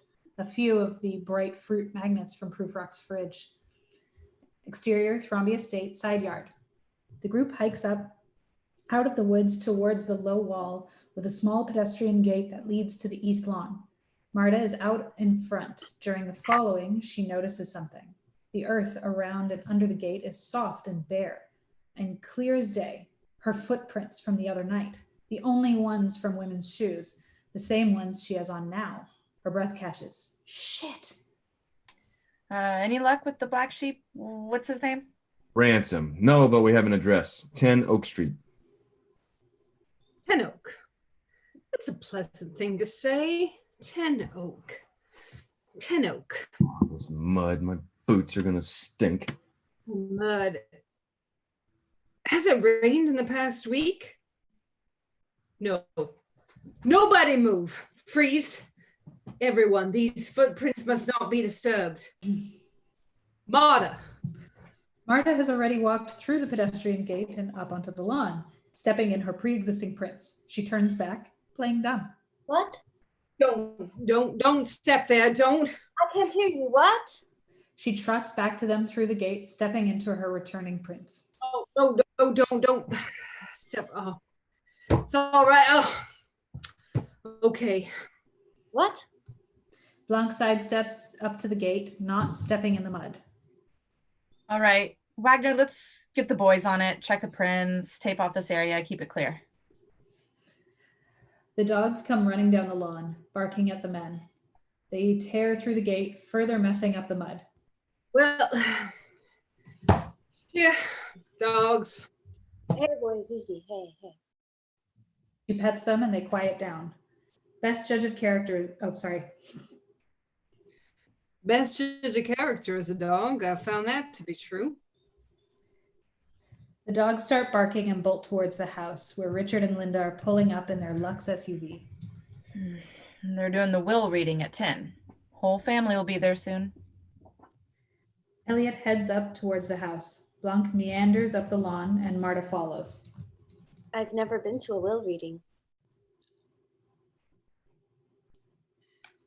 You'll think it'll be like a game show.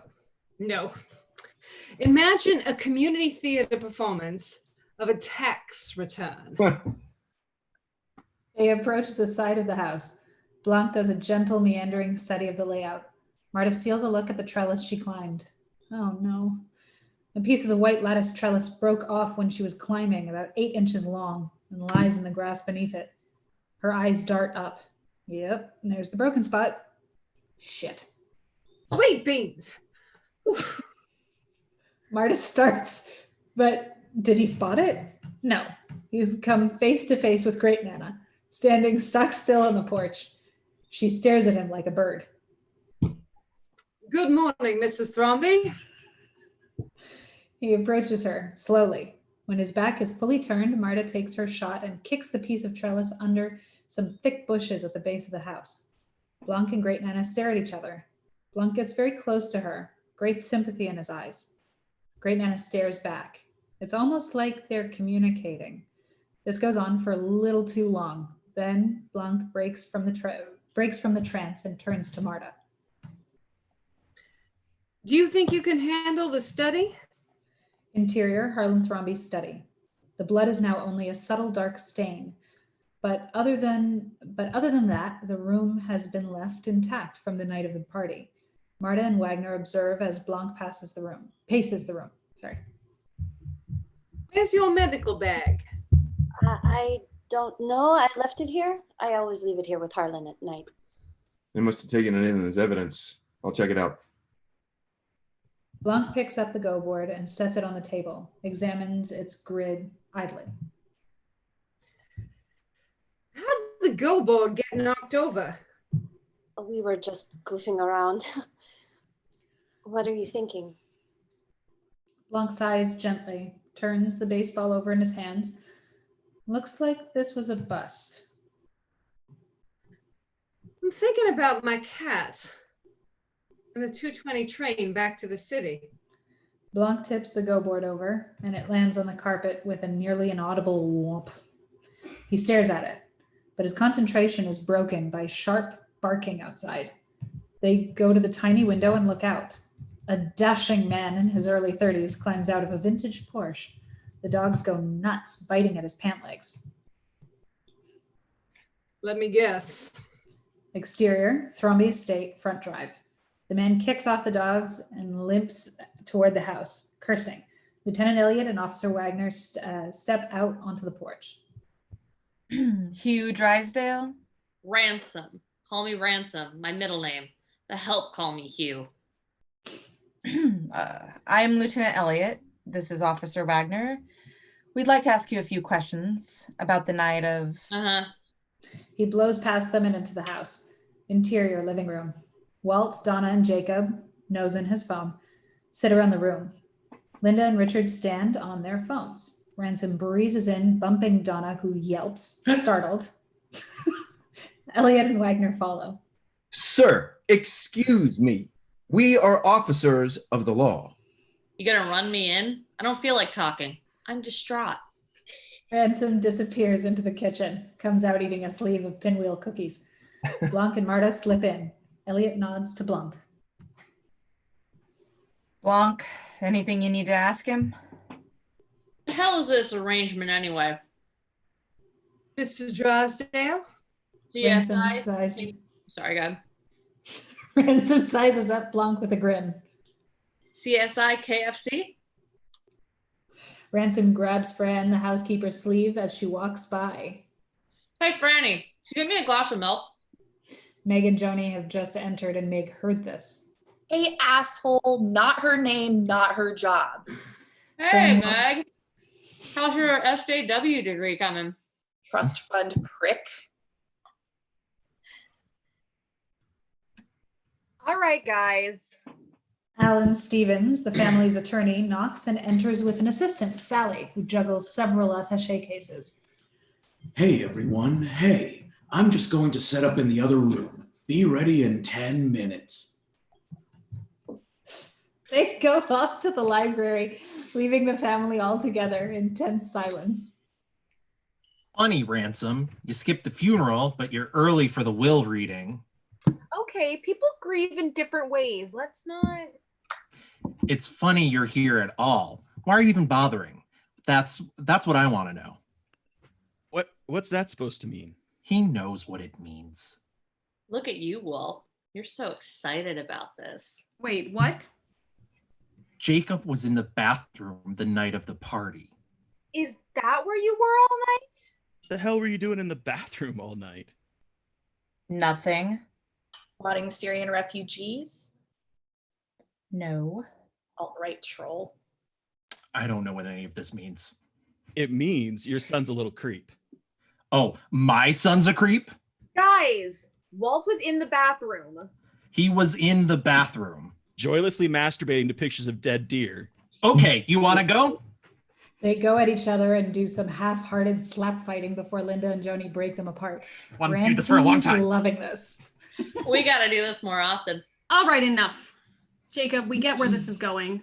The bathroom's next to Harlan's office where he had the big fight with Ransom. You heard something. Spill it. I just heard two things.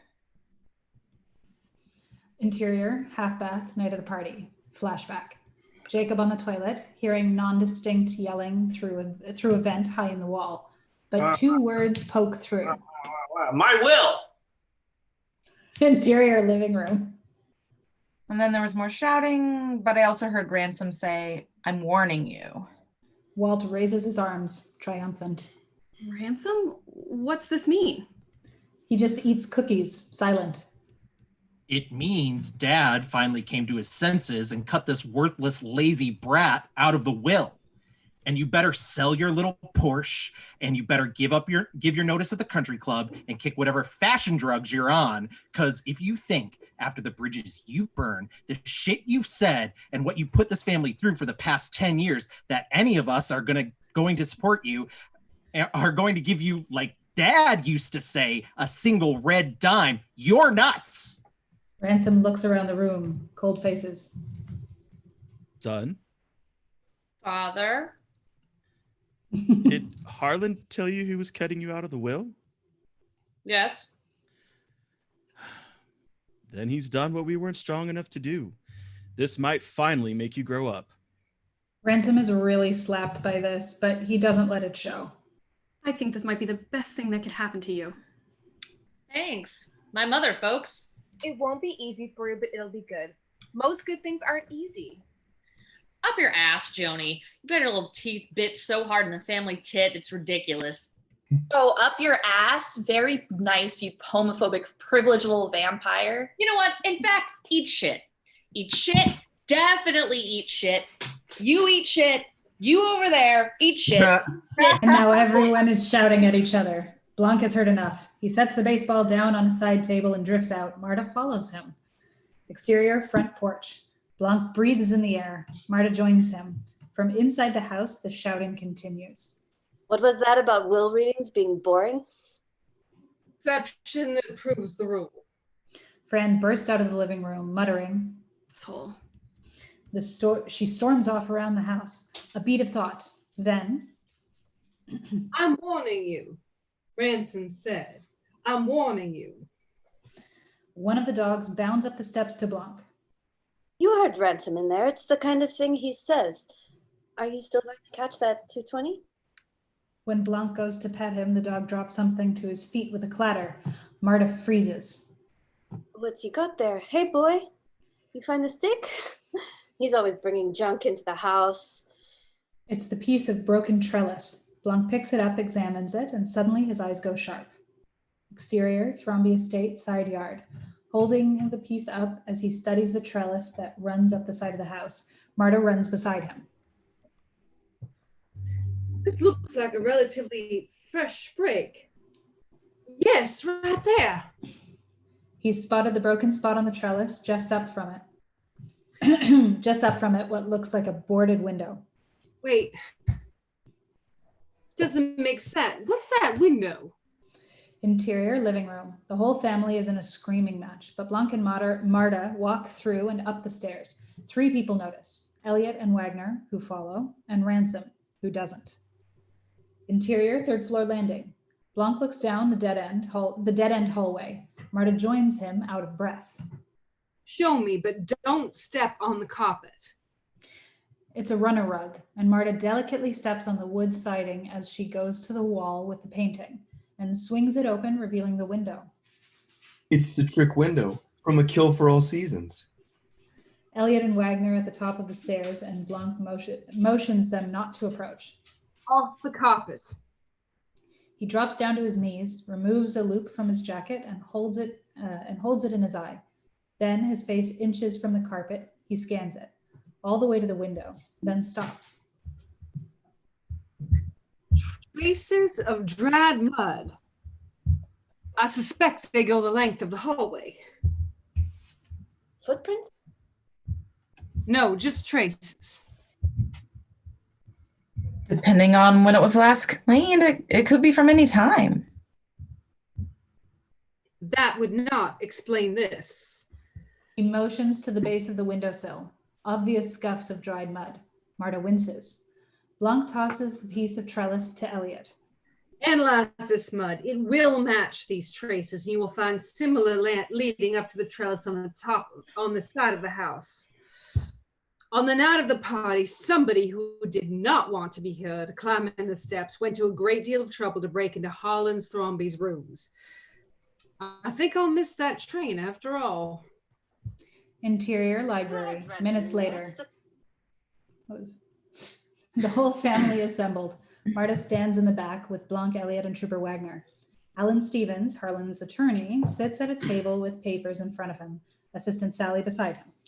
Well, thank you all for getting together like this. It isn't legally necessary, but I thought because you're all in town and some of you are leaving soon, it would be best. Blanc. Oh, sorry. Excuse me. As to that, ladies and gentlemen, I'd like to gently request you all remain in town until the investigation is complete. It shouldn't be more than 2 days' time. He's gently requesting, I'm ordering. Thank you. Nobody likes this. What?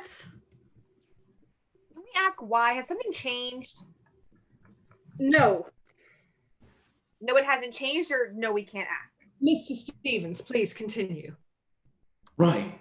Well, the other reason I thought this gathering would be beneficial is that, as I told Walt, Harlan altered his will 1 week ago. He sealed it and asked me not to submit it to the courts for probate until after his death. So in case there's any confusion about anything we're all together, we can talk. I can't imagine any of it will be that complicated. Harlan's assets included, The house? the house, which he owned outright. And 60 million.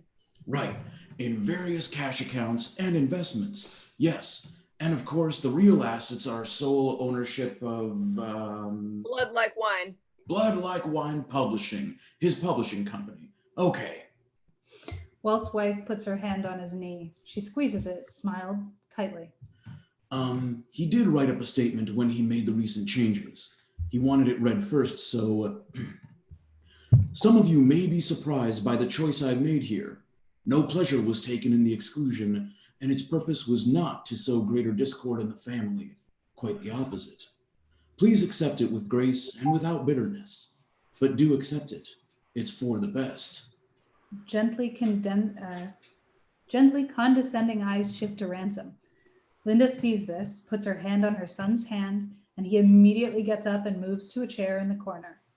Alan's assistant hands him an envelope, and he removes a single sheet of paper with one short typed paragraph. Okay, so, oh, wow, yeah. Not complex at all. This'll be quick. I, Harlan Thrombey, being of sound mind and body, yada yada, my assets, both liquid and otherwise, I leave in their entirety to Marta Cabrera. My entire ownership of Blood Like Wine Publishing, I leave it in its entirety to Marta Cabrera. The copyright of its catalog, likewise, I leave in its entirety to Marta Cabrera. The air around Marta's head goes away. The room spins. She's not sure what's happening. Blanc is looking at her. The whole family is looking at her. Walt bursts out of his chair and grabs the will. No. No. No. What?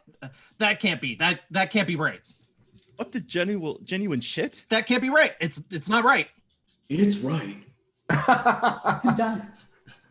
Donna begins to hyperventilate. She puts her head between her knees, breathes deeply. No, Alan, this can't be legal. We're his family. We're his family, Alan. Obviously, he wasn't something, I don't know what, but something wasn't right here. Safeguards against this? And from the back of the room, slowly raising above the din of confusion and cursing, slowly drawing even Marta's deer in the headlights' attention, Ransom, laughing. Loud and weirdly sincerely, tears down his cheeks, laughing his death. Alan, there's a mistake. Oh. Meg and Joni? She's muted. Oh. No, this is a mistake. This is ours. Alan, take that piece of paper and shove it up your ass and get out. And you cops, out. They don't, but Ransom slips out, his childlike laughter trailing after him. Linda. No, we need to talk and we need to fight this thing. We're not going anywhere. Get out. We're the Thrombeys, goddammit. This is still our house. A beat of silence. Then all eyes go to Alan, who looks down at the will. His assistant Sally points helpfully. Sorry, there's, likewise, the house at 2 Dearborn Drive, and all belongings therein, I leave to Marta Cabrera. Linda goes for Marta. You little bitch. Did you know about this? What did you do to him to make this happen? What were you boinking my father? Marta recoils, stumbles back. Boinking? Linda. Anchor, baby. Marta, Jacob, and Linda, please. Linda, please. Marta, you need to tell us, though. Yes, Marta, did Dad discuss this with you? You need to tell us everything, and you need to know about this, and we need to talk about this. This isn't what Dad wanted. This Jesus. isn't fair, and we can Don't work mob this the out. girl. Let's talk about this. The whole family is coming towards her like zombies. Blanc takes her by the arm and steers her towards the door. I think heads have to cool a little, and in the meanwhile, I'd maybe run. Exterior, Thrombey Estate, front drive. Marta stumbles out of the house in a daze. Behind her, the entirety of the family floods out after her, shouting reassurances and questions and accusations in a general din of confusion. I have no idea why I just need to think. I'll call you or have him call me or do something. I don't know. She gets in her car and slams the door, and it's instantly like a hard day's night. The family gathered around, trying to talk through the window and rapping to get her attention. Marta keys the ignition. Chug, chug, chug. Nothing. Oh God, not now. Chug, chug, chug. It won't turn over. Richard opens the door. She pulls it closed again and locks it. This is like a horror movie. Blanc is trying to get the family to back off, but no dice. Marta puts her head in her hands, all of it swirling and echoing and horrifying. She has no idea what to do. Honk. She turns. A honking car pulls up right beside her, and through the family crowd, she sees Ransom in his Porsche waving, "Get in!" With no other options, she pushes out of her car and through the family and jumps in with him. As he guns it and careens out of the driveway, he shouts back at the family with a wave. I think this could be the best thing to happen to all of you. And they're gone. The family keeps shouting at each other. Blanc watches the Porsche recede, his expression unreadable. Ding, his phone buzzing. He checks it. His expression darkens. Interior, Ransom's Porsche. Tearing down the private road away from the house, he's still laughing. She's still shell-shocked. Slowly, his laughter eases to a stop. A moment of silence. Okay, seriously though, what the shit? She shakes her head, looks at him. What the hell, indeed? Interior, Linda's room.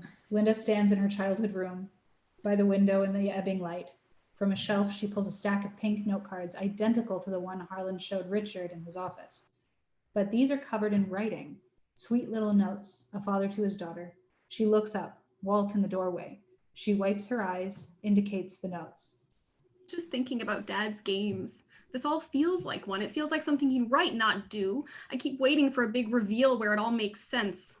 How nice would that be? Her little brother hugs her, his eyes tired and dark.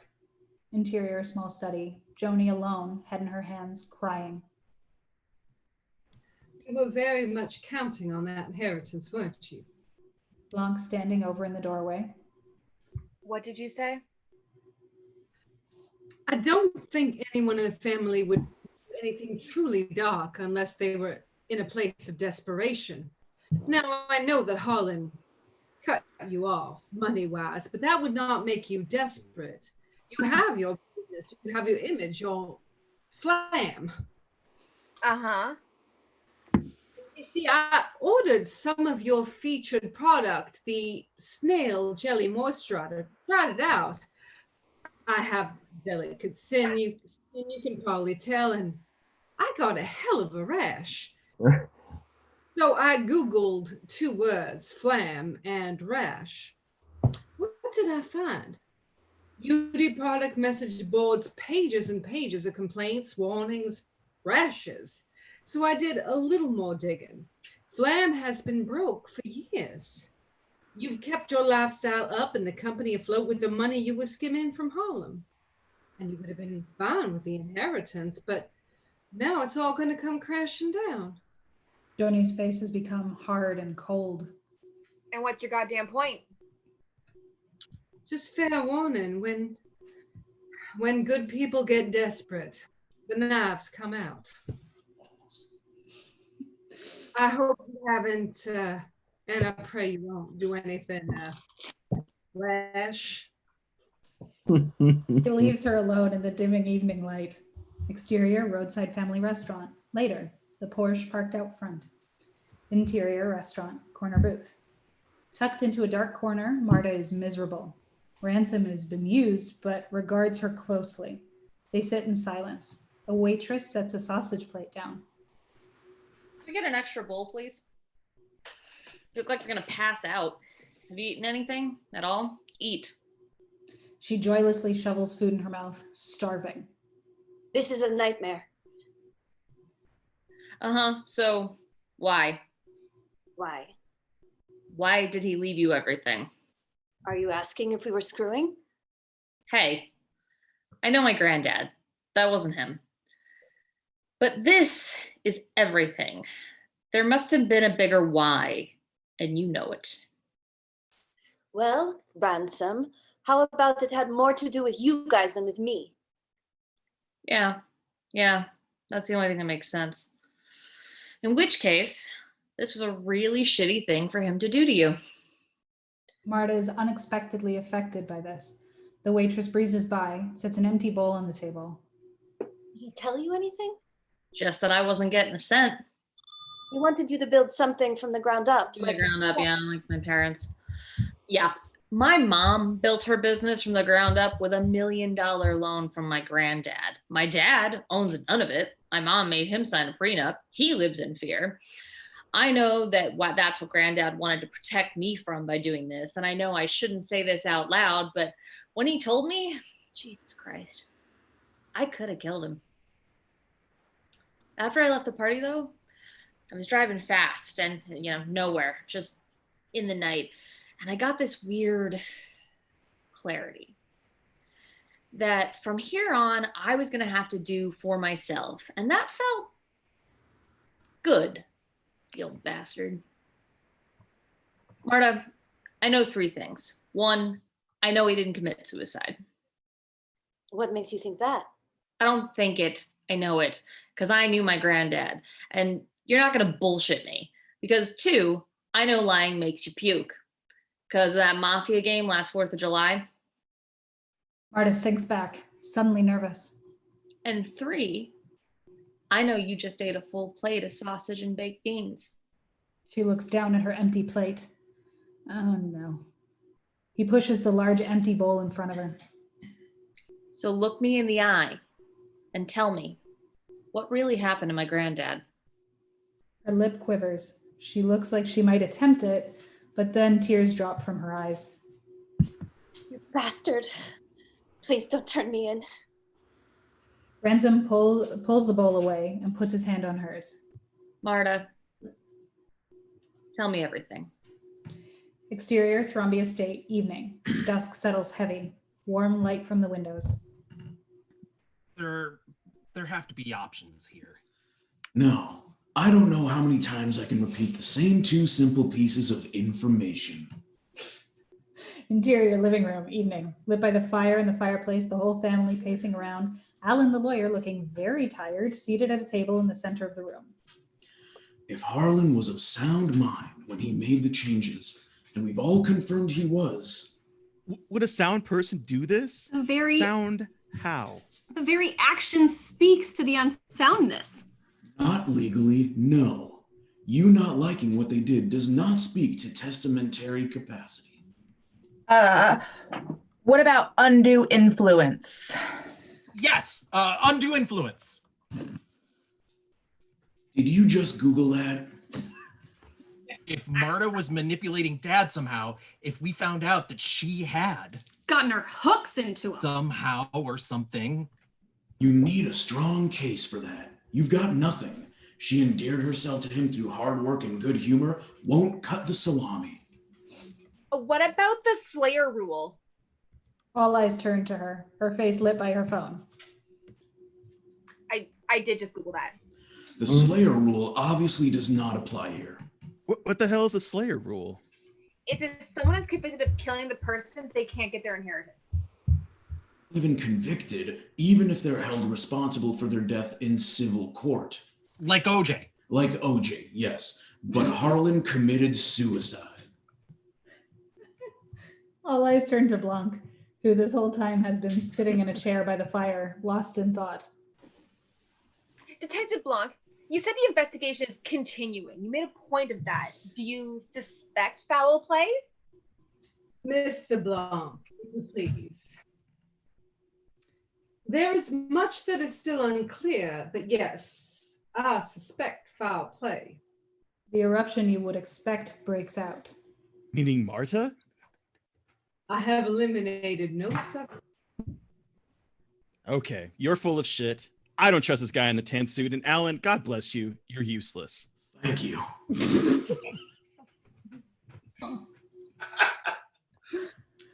Alan takes that as an excuse to leave. There's one answer to this. She can renounce the inheritance. She knows it's what she should do. It's the right thing to do. We've got to make her do the right thing. Meg rounds on her mom, speaks quietly in tears. If Granddad wanted Marta to have everything, that's what he wanted. No, this was not him. He loved us, and he wanted us taken care of. He wanted you to have an education, Meg. You think I can pay for your school? This leaves Meg shaken. Interior restaurant night. Beer bottles now stacked up in front of Ransom. Marta has just told Ransom everything. He stares into space and makes the slightest hint of a laugh, which I'll write as... Huh. I know, just saying it sounds insane, but it's all true. I think Blanc's been onto me from the start. I don't care if I go to jail, but my mom, my sister, we can't... Nothing but silence from Ransom. Maybe he's deep in thought. A strange glint in his eye. Why are you looking like that? Ransom? I always thought I was the only one who could beat Granddad at Go. I always thought that meant something. I know you did. At the party that night, my conversation with him, our last fight, that's what he told me about you. That you beat him nearly every time, more than me. And I thought that was a strange thing to tell me, but I think I get it now. I think it did mean something. I'm not telling the family shit. You're not going to jail. That detective is not going to catch you, and you're not going to not giving up the family fortune. Think about what Granddad did to see this through. This was what he wanted, not just for you, but for the family and for him. And yes, for you. You've come this far. Let me help you go all the way. Marta looks at him hard. This isn't you. You could turn me in right now and get your cut of the inheritance. Why? Because fuck my family. They don't deserve any of this. I can help you and we can fool them and get away with it. And then you will give me a cut of the inheritance. The perfect ending. We all win. You, me, and Harlan. Silence, broken by Marta's phone ringing. On the phone ID, Meg T. Marta takes a breath, looks at Ransom, and picks it up. Meg? Marta, that was nuts. I know. Are you okay? Yeah, are you? I'm fine. I mean, everyone's nuts. They're all going, I don't know, they've lost it. No one knows I'm calling you. I don't know what I wanted. I wanted to say sorry for how everyone was. No. And I guess I wanted to ask, what are you gonna do? What do you mean? Well, with the will, what are you gonna do? Marta looks at Ransom. What indeed? What do you think I should do? You should do what you think is right. I think you should give it back to us. Granddad always took care of us. We're his family. I know he was like family to you, but we're his actual family. Marta, you know this isn't fair. We've always been good to you and we're going to take care of you. Everyone loves you and you're like family and we'll take care of you, but you have to make things right. You know what's right. Marta, keeping eye contact with Ransom. Then, her voice quavering, Meg drops what is for her the big bomb. Marta, Mom's broke. She says I'll have to drop out of school. No, I won't let that happen. Whatever money you need, Meg, I'll help you. I don't want you to worry. Interior drawing room night. Meg on the phone, her face horrified, mortified, barely comprehending what she's just heard. I'll take care of you, I promise. Thanks. And once I get the... Meg hangs up, lets the phone drop from her ear.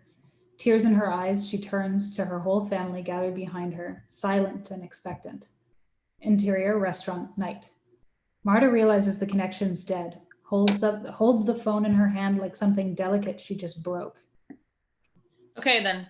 Did the detective find anything suspicious at the house? Mud. Tracks upstairs where I broke in through the window. Ransom winces. Identifiable prints? No. Good. Okay, good. Hey, you've just got to ride the next few days out until the investigation putters out, because it will, because no matter how sharp this Blanc guy is, he's got nothing. Relax. Interior, Marta's bedroom, early morning. She wakes to a sharp rapping at her door. Her sister Alice pokes her head in, flustered. Alice? Oh. Marta, get your ass up. What the hell is happening? There's a guy here and a bunch of stuff. Everything's going crazy. Are we rich? Marta lifts her head from her hands. Maybe, I don't know. I don't even know what that means, but you better get your ass up. Marta looks at her phone. 28 missed calls. Interior, Cabrera living room. Marta stumbles in. Alice in front of the TV, Mom pacing. Oh my God, Marta, what is all this? What did you do? The TV is tuned to the local news. An anchor stands outside their apartment building.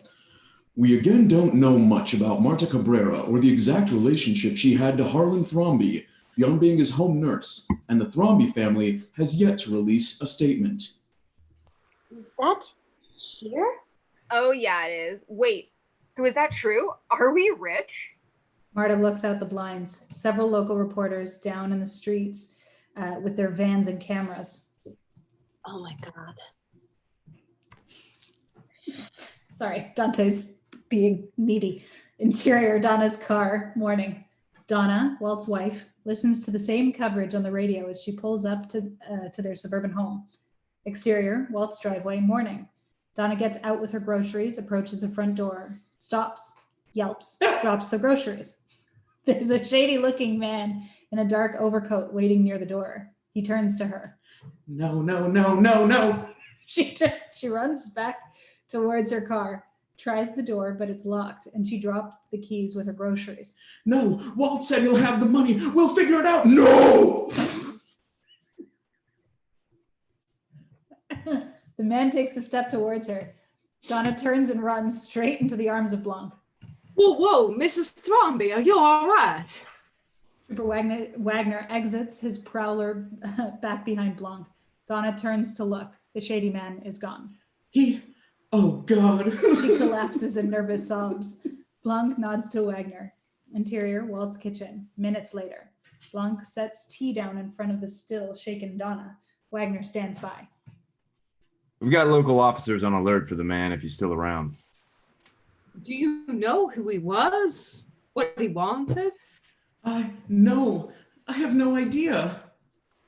Well, it's lucky I came by, Mrs. Thrombey, but I'm here to press you a bit on something uncomfortable. I checked the hospital logs for Walt's bicycle accident. You admitted him 9 days ago at 3 in the morning. Not a prime bicycling time. So I dug a little bit more. Now, it's possible he was shot in the leg while on a bicycle, but at the very least, he buried the lead. Blanc slides a medical record with x-ray printout of a bullet wound to the thigh bone. It started small, side investments, but he got deeper in and losing money so fast. And he started drawing from the publishing company. Not much, a lot, Donna. I know Walt is in big trouble, but if he's done something worse to try to fix it, or is gonna do something worse. Donna looks up at Blanc, scared. Where is Walt now? Interior, Cabrera living room. Lawyers were here, very big lawyers it looked like, and some other guys I didn't know. They left all this for you in business cards, so many business cards, and there was a pile of other stuff when I got home. Mom shovels some official-looking legal letter and courier envelopes into Marta's arms. Hey, I don't like this. I don't like it either, Mom. I'm sleeping out the back. I'll be back later. Don't talk to anyone. Interior apartment building hallway. Dim and dingy, Marta comes out of their apartment door, then jumps startled at the end of the hall, lurking, Walt. Hey. Sorry, Walt's eyes are rimmed red. His heavy cane taps. Hey. They're not sure what to do, so they awkwardly hug. Marta still has the envelopes in her hands. How you doing? Well, Walt, I want you to know I didn't know about any of this. This is... I know you didn't. We all went kind of crazy yesterday. Understandable. You're still very important to all of us. I want you to know that. I haven't even looked at all this yet. This legal stuff. Is this from you guys? Is there anything I should know about it? Marta flips through the envelopes, squinting. It isn't from us. Maybe just local lawyers and accountants who saw the news and want to get a jump on it. I'd be careful of all that. But no, we're still hoping that the family won't have to bring lawyers into this. One envelope sticks out, a blank, plain letter-sized envelope. No postage, no return address. Oh, good. Marta, is your intention to renounce the inheritance? No. This is what Harlan wanted. Well, the truth is Harlan has put you in a very hard position here. It was unfair. Marta's phone buzzes. Caller ID, maybe B. Blanc? She ignores it. You didn't ask for this. As the family, we see you as the victim in all of this. And we want to protect you. Walt's hand on his cane, gripping tight. You see, this kicks up with the press and the scrutiny and, with your mother. With my mother? Marta's spine straightens. What did Meg tell you? This isn't about who... You're missing the point. We're not attacking you with this. Marta, if your mom came here illegally, criminally, if you come into this inheritance with the scrutiny that entails, I'd be afraid that could come to light. That's what we're all trying to avoid here. We can protect you from that happening, or if it happens. You're saying even if it came to light with the family's resources, you could help me fix it? Yes, the right lawyers. None of those local guys, but New York lawyers, DC lawyers. Enough resources put towards it, yes. But there's no need it should ever come up. But yes. Okay, good. Okay. Because Harlan gave me all your resources, so that means with my resources, I'll be able to fix it. So I guess I'm going to go find the right lawyers. Marta. He shuffles towards her. For the first time, she feels a hint of physical threat and backs up quick into her apartment. You better be sure you want to. She slams the door. Interior, Cabrera kitchen. And leans against it, breathing hard, but angry and focused. She dumps the legal envelopes in the trash, but keeps the mysterious envelope, opens it, and pulls it out.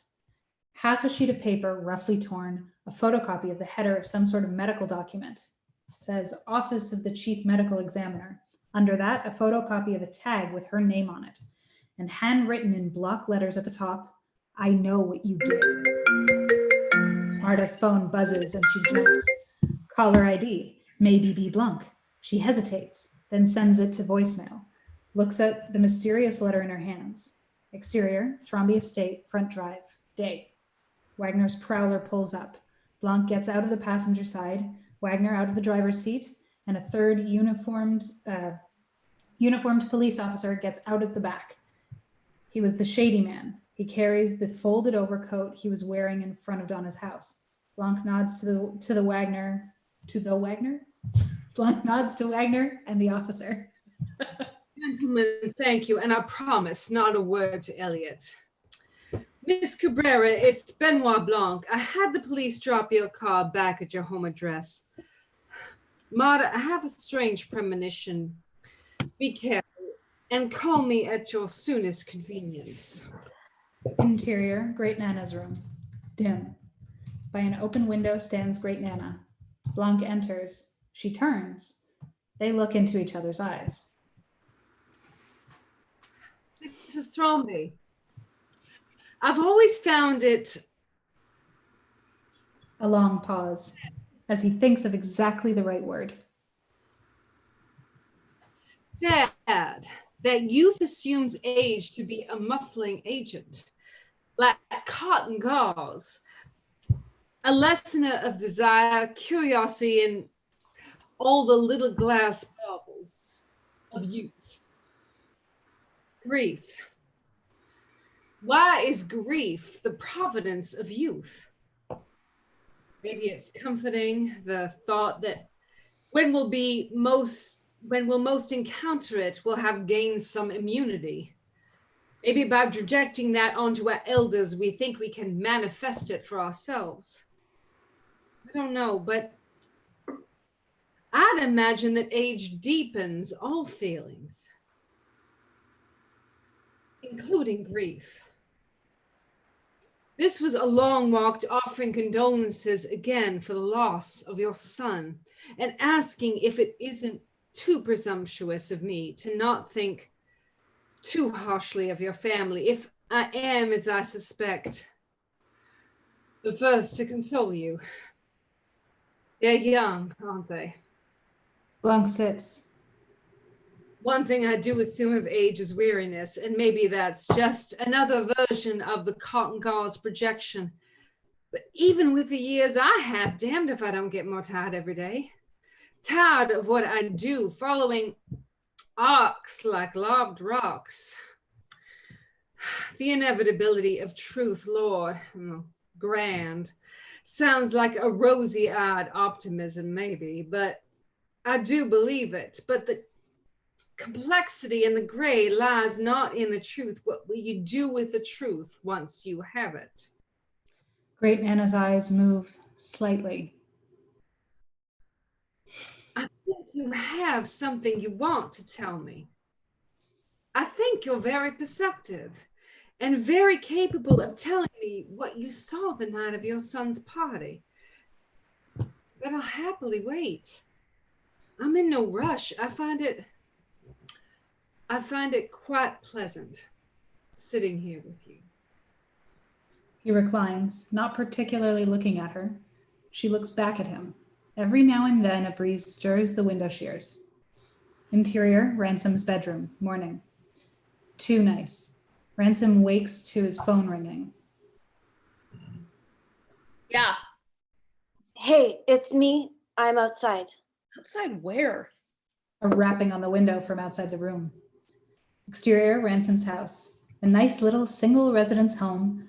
Marta's car parked next to Ransom's Porsche out front. Marta peering in the window, breathless when Ransom opens the front door in a robe. Sorry. Interior, Ransom's living room. Ransom studies the mysterious letter. Marta pushes aside a stack of New Yorkers and sits on the couch. Well, I don't know what this is from. Indicating the tag photocopy with her name. It's my medical bag tag. They have my medical bag for some reason. Okay, but this is the header of a blood analysis from the local crime lab on Harlan. Marta, it would show the morphine overdose. Shit! Why would they test his blood? Standard police procedure, any unnatural death. So I'm screwed. How did Harlan miss this? He never remembered this procedural shit. How do you know all this stuff? I was his research assistant for a summer. To be fair, I sucked at it. Shit. So wait, if the police know this, why am I not in jail? The crime lab must not yet have sent it back. But this was dated yesterday morning. The clock is ticking. This wasn't from the police. Why would somebody send you this? Blackmail. No, it makes no sense. Blackmail only works if this is the only copy, but the report, the data, the blood samples, it's all in the crime lab down the street. The bag is open. The cat's coming out. What's the point of sending this?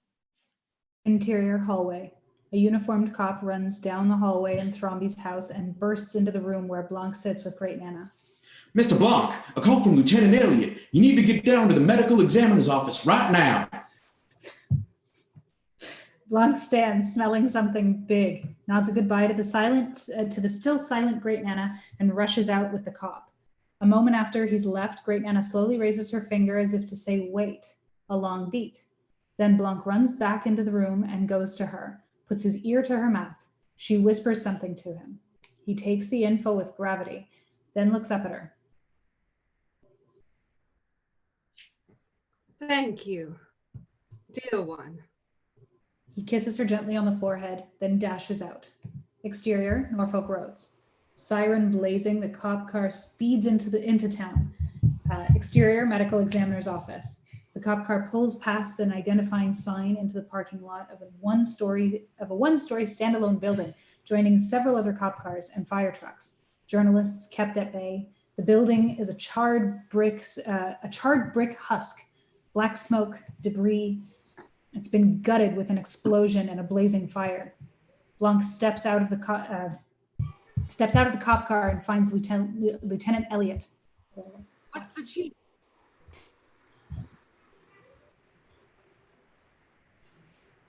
Sorry. 5 a.m., a break-in alarm was triggered. Before we could even respond, neighbors reported the flames. It went up quick. The whole place is gutted. Blood stores, records, all gone. No employees around, thank God. Any surveillance cams? Elliot gestures warily to the charred remains of a security camera on the smoking shell of an awning. And speaking of, the security tape from the Thrombey residence was scrambled. Somehow. Blanc unsurprised. He motions back to the building. What was still pending from the autopsy? The report on the blood work. Blood work? Blanc chews on this. Across the street, Marta and Ransom pull up in her car. Interior, Marta's car. Holy shit! Was this connected? Ransom looks at her. Yeah, it's likely. They both instinctively duck down in case the cops look over. Who would blow up a whole real official building just to blackmail me? Someone knows how much money you're about to inherit. Do you know how much money you're about to inherit? No. Oh God, don't tell me. Have you checked your emails this morning? Marta looks stunned. She stabs at her phone, quick swipes. Nothing. Junk folder. Yeah. She shows him an email from 09283@shushmail.com. No subject line. Simple text. 1209 Columbus Road, 10 a.m. Marta looks at Ransom, then at the clock on her dashboard, 9:32, then at the charred building. Exterior, medical examiner's office. Blanc looks around, deep in thought. He spots Marta's car. Interior, Marta's car. Marta peeking through the window. Blanc sees her. She sees him. Ducks back down. Shit. Marta, this means the Tox report, the only thing that could prove your guilt, exists as a paper copy in possession of the blackmailer, who will be at this address in half an hour. Blanc begins to walk straight towards Marta. Quickly and with purpose. Shouts something. Lieutenant Elliot follows. Marta, did you hear me? Marta peeks again. Blanc coming at them full speed, 20 paces from the car, closing in fast. Yeah. She sits up, throws the car in gear and floors it. Exterior, medical examiner's office. Her subcompact peels out and buzzes off down the road. Blanc, crestfallen, runs back towards the cop cars in the parking lot, shouting at Elliot, who flags the cop. Interior, Marta's car. The whine of the engine. Ransom puts on his seatbelt. In the rear view, siren sorry, guys. Siren lights as cop cars pour out of the parking lot in pursuit. You regret helping me yet? I regret not taking the Porsche. Her phone buzzes. Blanc calling. Ignore. Exterior, Norfolk Roads. Marta buzzing down the road. Cop cars a quarter mile back. Interior, cop car. Blanc in back. Elliot in the front. Trooper Wagner driving. Cop. Oh, shit, sorry. Vehicles in pursuit. Washington Street. No force. Repeat that. Possible murder suspect. Their speedometer creeping up on 85. Interior, Marta's car. Marta's speedometer reading up, creeping up on 55. Oh my God, oh my God, oh my God, I'm Are you ignoring it? ignoring it. Her phone rings. Blanc again. She looks over. Cop cars are right alongside them. Blanc holds up his phone, looks at her quizzically, points to the phone. This is going well. This is stupid. I'm pulling over. If you miss your shot at getting that tox report, it's all over. Ah!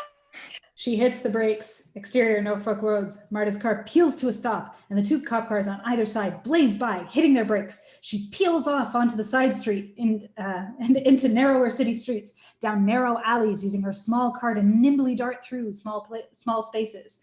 The cops can't follow, and she loses them. She pulls to a stop in a secluded little backlot. Interior, Marta's car. Marta breathing hard. Ransom is shocked. Okay, I'm all just pure adrenaline now. It's like I swallowed bees. What's the what's it call it, address? 1209 Columbus Road. Okay, and I mean, whatever they want, I just say yes, right, just to get that report back. And destroy it. And destroy it, Ransom. Thank you, I can't do it without you. He smiles slightly. A quick moment of silence between them. Then, rap on Ransom's car window. Blanc, standing right outside. Marta looks in her rear view. The cop car has pulled up silently behind them. Another pulls up in front. Exterior parking lot. Ransom and Marta step out of the car, hands raised for some reason. That was the dumbest car chase of all time. Put your hands down. I spoke to one at a Thrombey, Great Nana. The night of the party, she saw someone climb the trellis of the third floor. I should have a lawyer. Mr. Drysdale, come with us, please. Elliot leads Ransom off by the elbow. Ransom throws a look back at Marta. He has no idea what's going on. What's going on? It was Ransom. Ransom came back, she said. I don't know what he came back to do, but we'll find out. Marta looks at Ransom. Oh no. Senile Great Nana thought she was him. This is a mistake. But she glances at her watch. 9:51. Did he tell you to drive when he saw me coming? Ransom's being led to the police car. Marta decides. Yes. Marta gets back in her car. She pretends to take a sip from an empty soda cup, but actually spits up a little into it. Blanc. I'll drive with Marta. To Marta's horror, Blanc opens her passenger door. Let's go to the police station. I want a full rundown of everything said to you, and I can catch you up on where we're at. Exterior, Norfolk roads. Cop cars coast through town. Marta's bringing up the rear. Interior, Marta's car. Marta glances at the dashboard clock. 9:55. Blanc, casual. Strange case from the start. A broken arc, a case with a hole in the middle. A donut. I'm just talking through my process here. Let me know if this is boring. Marta's arms are locked. Her eyes steal a glance at the clock. 9:58. I feel the noose tightening. The family are truly desperate. Walt owes bad men money. His life depends on the inheritance. Joni's entire business and carefully cultivated image will crumble without it. And Richard, I sense there's more at stake for Richard than his marriage. Richard signed a prenup with Linda. Ransom told me he'd get nothing if she divorced him. Of course, he might be the most dangerous of all.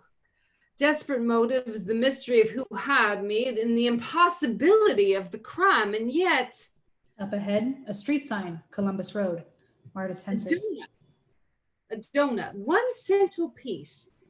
And if it reveals itself, the fog would lift, the arc would resolve, the slinky would be unkinked. I need to pick something up from friends, a check for a thing. Can I stop and pick something up? Sure. Exterior, Norfolk roads. Marta's car makes a sharp turn, leaving the cop caravan. Exterior, 1209 Columbus Road. A row of storefronts. 1209 is vacant. Marta's car pulls a few stores past it. She gets out of the car. I'll just be a few minutes. Marta runs into a bustling hair salon. Exterior, back alley. Marta ducks out the back door of the salon, goes 2 doors down to 1209 and slips into the back door. Interior, 1209 Columbus Road.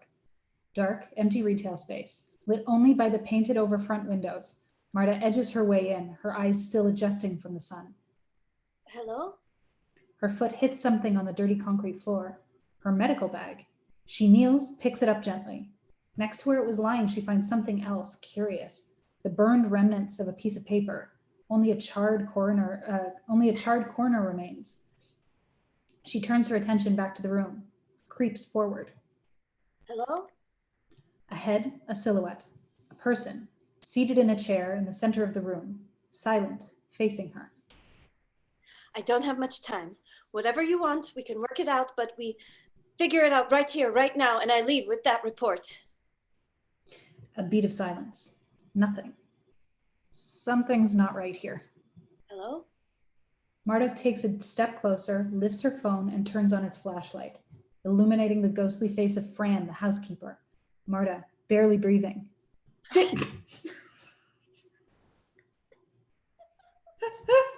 A spider crawls across Fran's face. Marta stifles a scream and leaps back, sucking in air. A moment of stillness, her phone buzzes. Blanc calling. Marta ignores the call, frozen. Her eyes go to a white letter-sized envelope in Fran's hand, resting on her lap. Marta swallows, leans in, carefully and quietly for some reason, and slips the envelope from the lifeless fingers. Unsealed, she opens it. It is empty. Before this can even sink in, a rattling, grating draw of breath from Fran.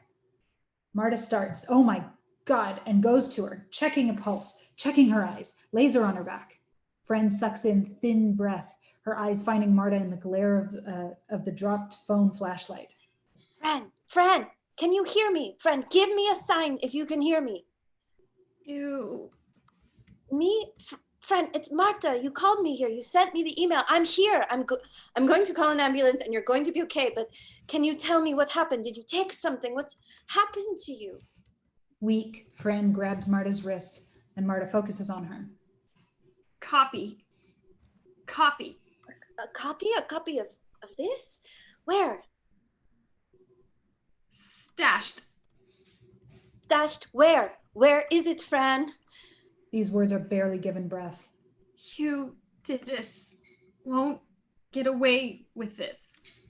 Her eyes seize. Her breath gets ragged. Marta is paralyzed with shock and fear. Fran is dying. Marta looks at the medical bag in her hand, then at Fran, struggling with her final breaths, eyes wide with fear. She takes a step back from the dying Fran, fingers tight around the medical bag, letting her die. But then a decision. No. Marta calls 911 on speaker, drops to her knees and starts administering mouth to mouth. 911, what is your emergency? Oh, thanks. Sorry. Exterior 1209, Columbus Road. I guess I missed one. Blanc sitting in the car, singing softly to himself. Sometimes I stand in the middle of the room, not going left, not going right. He looks at the hair salon. What's taking so long? And then sirens, as an ambulance pulls up 2 doors down and EMTs run into the abandoned storefront. Oh no. What the? Interior, hospital waiting room. Later. Marta and Blanc sitting silently in the fluorescent lit waiting room. Marta with her face in her hands. Blanc is on his phone, mostly listening. Uh-huh. And that was it. All right, my friend, thank you for the update. No, I'm here with her. No need for that. I'll bring her in once we get word that the housekeeper's stable. Still touch and go. No, I don't know. All right. He hangs up. Marta looks at him. This is over. People are getting hurt. I've got to stop this. I'm going to tell you the truth. Young Ransom just told Lieutenant Elliot everything, who just told me everything. Good. Wait, God, I hope he didn't cover for me. Did he tell the real truth about me switching and the disguise and all the... Yes. And the blackmail with the... Just wish you'd caught me before Fran got hurt. Why did Fran take my morphine? She obviously had swiped my bag from the house, but she didn't seem like a user to me unless that's why she needed money. I don't know, it doesn't matter. I should tell the Thrombeys myself. I feel like I owe that to them. I don't think that's a good idea. No, I need to do it. I won't do any of this if I can't do that. I really need to. I gave the doctors my number. They'll call if anything changes with Fran. We'll round up the Thrombeys at the house along with the police escort. For the arrest after. You can tell me a whole story on the drive over from your perspective. I want no more surprises. Marta stands, a dead man walking, resigned. Exterior, Norfolk Roads. Marta's car drives through the scenic countryside. Inside, we see but don't hear her telling a long story to Blanc, who looks at the passing countryside, brown knit. Exterior, Thrombey Estate, front drive, afternoon. All the family cars there, along with 2 police cruisers. Marta's pulls up. Interior, Marta's car. Said it was stashed, the copy, and then she told me, you did this, you won't get away with it, and then I called the ambulance, and that's it. She turns the engine off, looks up at the house, breathes. All right, are you ready? Interior, foyer. Marta and Blanc enter. This really feels like a walk towards the gallows. Richard, Walt, and Meg are there. Meg avoids eye contact with Marta. Ah, okay. Has she come to her senses? She's standing right here. Marta? Is the rest of the family here? In the living room. I think maybe if we could... Blanc beckons and Richard and Walt file out. On her way out, Meg hugs Marta, weeping. Sorry, I'm so sorry I told them about your mom. I was angry and scared. I'm so sorry. It's okay, Meg. I understand. Believe me, it's all right. Meg sniffs, dries her eyes. God, I wish Fran had come in today. I could use some of her stash. They hug one more time. Then when Meg walks off towards the living room, Marta realizes something. Oh my God. I know where the tox report is. Interior, drawing room. Marta jimmies the clock drawer open with a letter opener. She pulls a folded piece of paper from inside, blows loose pot leaves off of it. She hands it to Blanc. She practically told me where it was. What a terrible blackmailer. Anyway, this will tie everything up, and I just handed it to you. God, you're not much of a detective, are you? Sorry. To be fair, you're a pretty lousy murderer. Perhaps we deserve each other. Interior, living room. The family gathered, impatient. Lieutenant Elliot and Trooper Wagner are there too, with another uniformed officer. Ransom sits in the corner, his face passive. Marta gulps. Blanc is a few steps behind her. As she speaks, he unfolds and reads the tox report. You guys have always been good to me.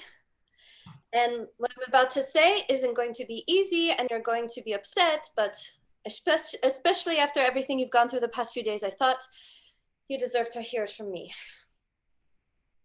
Walt smiles at her. You're doing the right thing. Marta takes a deep breath. Blanc has finished reading the report. He refolds it carefully. Excuse me. You have not been good to her. You have all treated her like shit. Steal back a fortune that you lost and she deserves. You're a pack of blood vultures waiting at the feast. But you're not getting bailed out, not this time. Miss Cabrera. Miss Cabrera had decided definitively not to renounce the inheritance. What? Furthermore, it will be my professional recommendation to the local authorities that the manner of death in the case of Harlan Thrombey is ruled as suicide. And the case is closed. What? What? No, Blanc. Thank you for coming. He firmly guides Marta out by the elbow. A beat of silence. Is anyone else confused? As the family breaks out in hubbub, Linda notices her dad's old baseball on the side table where Blanc left it. What's that doing here? She picks it up. Interior library. Blanc steers Marta into the library as sounds of hubbub and shouting come from the other room. What the hell? I want to come clean. This is over. Elliot bursts in, motions to the living room, then Marta, then Blanc.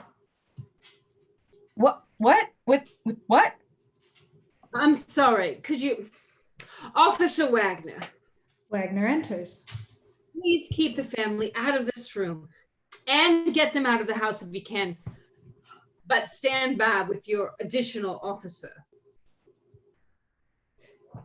You're muted, bud. You're... Oh. Best stuff, too. Get the family out. Yes, but not all of them. Blanc whispers something to Wagner, who nods and exits. Drama. Indulge me. Blanc, I just want the truth to come out. The truth, yes, the truth. You have brought the truth to light, my Watson, just as I suspected you would. Have a seat, please. Marta sits. Elliot remains standing. I told Ransom. Ransom told you. I'm telling you now, it is an immovable fact that I killed Harlan. Yes, you did. Yes, he did. Yes, you are. But I spoke in the car about the hole at the center of this donut. And yes, what you and Harlan did, that fateful night, seemed at first glance to fill that hole perfectly. A donut hole in a donut's hole. But we must look a little closer. And when we do, we see that donut hole has a hole at its center. It is not a donut hole at all, but a smaller donut hole with its own hole, and our donut is not whole at all. Blanc, I can tell you're enjoying this, but I had. The answer to your question, why are we here, is the question itself. It's the time to answer it. Why would somebody hire me? Someone fishing for any crime that could help reverse the will. I was hired before the sealed will was read. Yes, this person must have known the contents of this will, but one step further, that same person must have known the crime was committed. And further, if the intent was to reverse Marta's inheritance, they must have known that Marta was responsible. An intriguing combination of factors. Someone who knew what Marta did, wanted to expose it, but could not reveal how they knew. Fran? She was blackmailing me. She knew what I did. But Fran wanted money, ergo she did not want the crime exposed. Did someone in the family see Marta doing something suspicious? They would have no reason to not speak up. No, the answer is not so simple. Blanc sits, suddenly wary. Bless you. Now, with the entire solution in my field of view, the arc of this case, it's a tragedy of errors. And Marta, it will not be easy to hear, but there is at least one truly guilty party in all this. Guilty in the true sense of acting with malice and committing a heinous crime with selfish intent. Trooper Wagner. Trooper Wagner? Blanc squints at her. No. A moment later, Wagner leads Ransom in. Ransom looks at Marta softly, sadly. Marta, I'm sorry. I told him everything. I figured it was up. I'm sorry. It's all right, Ransom. I'm glad you did. Not everything exactly, no. Is this about what Great Nana told you? She saw me that night. She mistook me for Ransom. Yeah, we'll get to that. But first, Mr. Hugh Ransom Drysdale, you might tell us all why you hired me. Why I hired you? You're right. Let's back up a bit. To the night of the party, your argument with Harlan. What were the overheard words by the Nazi child masturbating in the bathroom?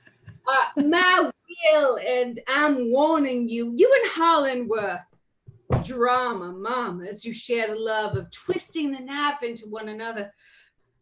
I don't believe he would have slid it in halfway. No, I submit that Holland told you everything. Interior, small study, night of the party. Ransom and Harlan face each other. You can't be serious. Not a red dime or word of my work to a single one of them. You included. Interior, library. Marta, remind me what Ransom said his conversation with Harlan ended with. Harlan told him that I could beat him in Go. And I ask myself, Marta, why would the conversation, the topic of the will, have steered around to Marta? There is one obvious explanation. Interior, small study, night of the party. You are not this crazy. You would not just throw your fortune away. No, I'm giving it to Marta. All of it. To your Brazilian nurse? Are you goddamn insane? I'm sane for the first time in my life, and I've done it. I'm not going to stop. I'm not going to stop this. Harlan, I'm I warning made the change to my will. It's done. I'm warning you, Harlan. Push into a vent in the wall. Interior, library. That is some heavy-duty conjecture. Granted, but it's the only way what comes next makes sense. So you storm out, you drive off into the night. What was it? An overwhelming sense of clarity, that he has to make do for himself from here on out. Exactly. Exterior, Norfolk roads, night of the party. Ransom's Porsche skids to a stop on the side of the empty road, sits idling. Marta, the will, Harlan, you won't get away with this. Do for yourself and a plan. Very simple, a very easy plan. A beat. Then the Porsche roars into a skidding U-turn and drives back the way it came. Exterior, private road, night of the party. Ransom's Porsche kills its lights and drives slowly down the private road, hooking a left at the carved elephant that marks the utility road.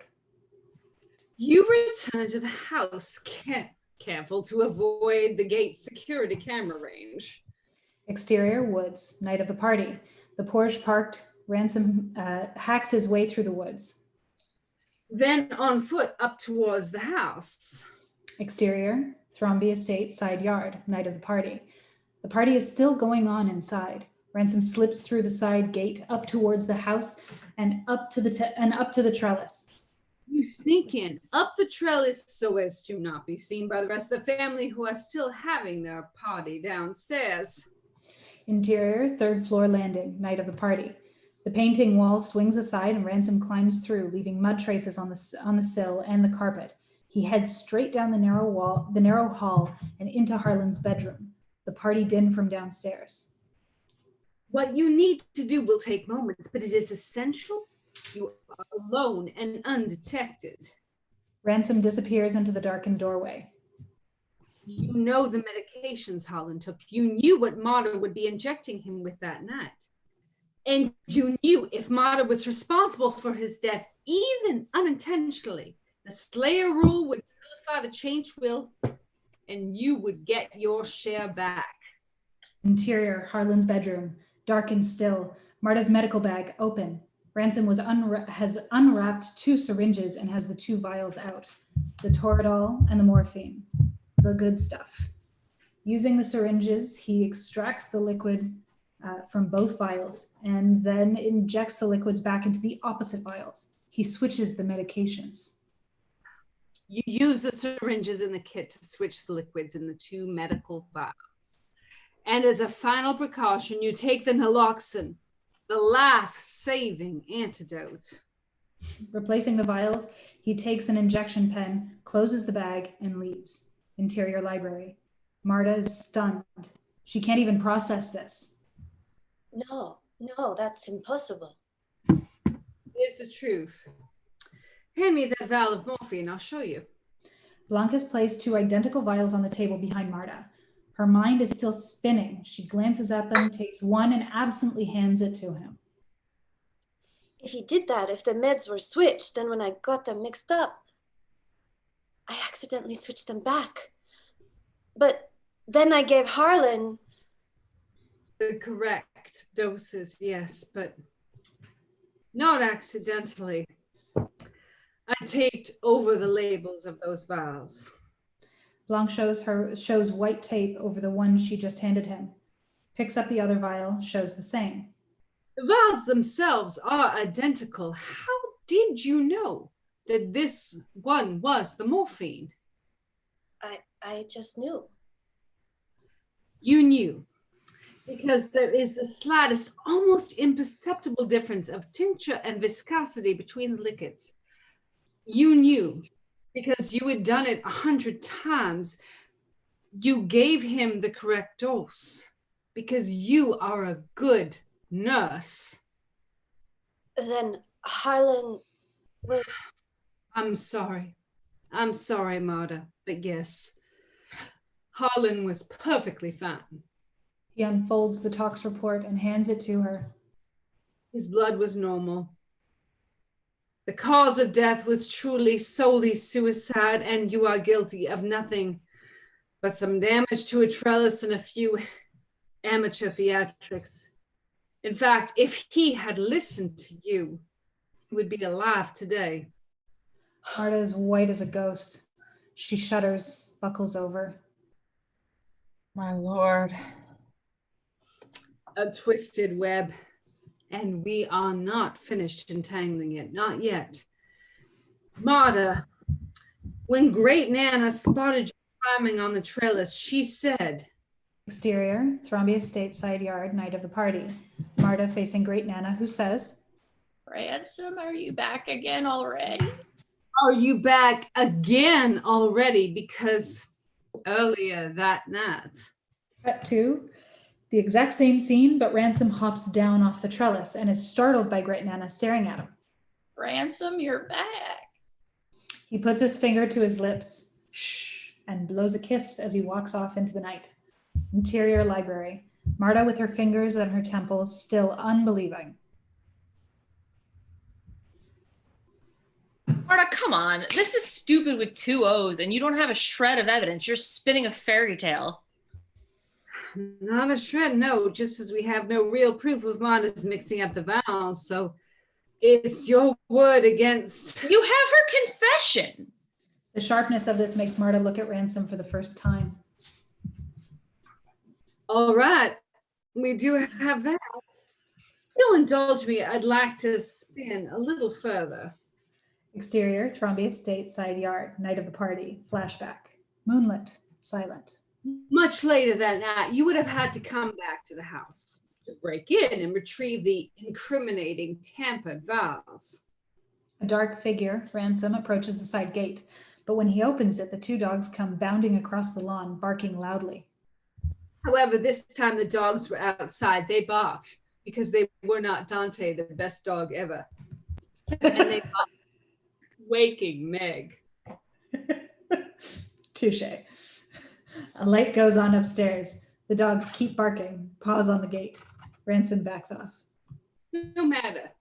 You'll get the vials later. Tomorrow. Interior library. Well, I can only imagine when you woke up the next morning and got the news, not of a medical error, but of a guilty nurse, but of a slit throat and suicide. Oh, but I love imagining it. Confusion, terror. What did you feel? What did you think? Well, there's only one thing you could have thought, that you underestimated Miss Cabrera and that she covered up assuming her crime by faking Harlan's suicide, yes? Interior, Ransom's apartment, living room, day. A nervous Ransom tears a clipping from a local newspaper about Harlan's death, stuffs it in an envelope with a huge fold of cash, and addresses it to Blanc. The New Yorker profile opened on the couch. So the circumstances are perfect for the enormous hiring of me. You know a crime has been committed by Marta. You need her to be caught for it, but you cannot reveal you know how. Interior library. Enter Benoit Blanc. Elliot can't help roll his eyes. All right, Benny, wrap it up. The body was discovered early. The next morning, the police, the medical exam, the family, everybody swarms in. And there is no possible way for you to get to Marta's medical bag to remove the vials. You must wait for your moment. And when the investigation is over, you know the house will be empty. And that is why you missed the funeral. Interior, third floor landing, afternoon. Flashback. Ransom bounds up the stairs, climbs under the police tape blocking Harlan's study, and enters. There is no one home to wonder why you're going into Harlan's study, or so you think, but the funeral was for the family only. Fran comes around the corner, spots Ransom, and is about to say something, but doesn't. Poor Fran. She witnessed you tampering with Harlan's medication in the middle bag. She did not know what you were doing, but she knew that you were up to no good. And so her mind begins to turn. Ransom pockets the 2 incriminating vials from the medical bag and replaces the naloxone pen. When he stands to go, she retreats. Interior, library. Oh God, that movie she told me about with Danica McKellar, that's what she was talking about. She loved Harlan.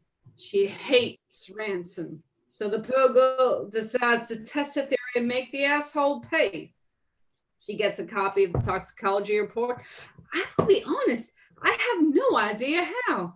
She has a cousin, she told me. She has a cousin who works as a receptionist at the examiner's office. Well, voila, the numbers mean nothing to her. But if Ransom is guilty, its existence is a threat. So she photocopies the header and makes her blackmail note. So why did she send it to me?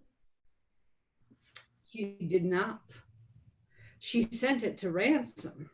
Interior, Ransom's living room, day, flashback. Ransom walks in, sorting mail, finds the blank envelope, reads the blackmail note inside, and slowly grins. And when Ransom first guessed it, what is his reaction? Elation. He still thinks Marta gave Harlan the tampered drugs. A blood tox report will prove Marta's guilt. Interior, library, day, flashback. The will reading, the family assembled. Ransom sits in back, a sly smile on his face as the will is read. He goes to the will reading in high spirits, ready to see the family tear themselves apart, secure in the knowledge that it will be all undone when the tox report comes to light. And then? Interior, restaurant, night, flashback. Beers stacked up. Marta has just confessed. Ransom's face is unreadable. Marta's confession. And everything turns on its head. Now he realizes that Marta has committed no crime, and the tox report will prove her innocent. The changed will is going to stand. He has lost. Unless. Interior, library, Blanc rounds on Ransom. Unless you decide. Interior, restaurant, night, flashback.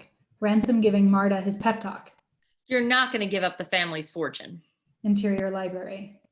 You're not giving up your family's fortune. Interior, restaurant, night, flashback. You've come this far. Interior, library. You have come this far, just one step further, just one last act. In for a penny, in for a pound. You decide. You are in. Clothes on, a lighter ignites, a rag stuffed in a tin gas can. Jesus. The can being thrown through a window in a brick wall. Interior, medical examiner's office, morgue, flashback. Empty, dark. The flaming can falls in slow motion from the high window, hits the floor, ignites. Step 1, destroy all evidence of Marta's innocence. The flames dance in the reflection of the glass case of refrigerated blood samples. Step 2. Interior, Ransom's apartment, living room, night, day, clothes on, the blackmail note. At the bottom is written 209 Columbus Road, 8 a.m. A hand tears this bottom part off, then puts the top half in an envelope. Send Marta the anonymous email with a morning rendezvous time. Close on an email address to Marta being typed on a phone. 1209 Columbus Road, 10 a.m. Interior apartment, back hallway, night, flashback. Ransom creeps down the hall, slips the envelope into the letter slot on Marta's door.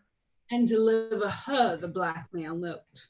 Exterior, 1209 Columbus Road, morning, flashback. Ransom's Porsche pulls up. He gets out, pulling on gloves. Step 3, keep your appointment with Fran.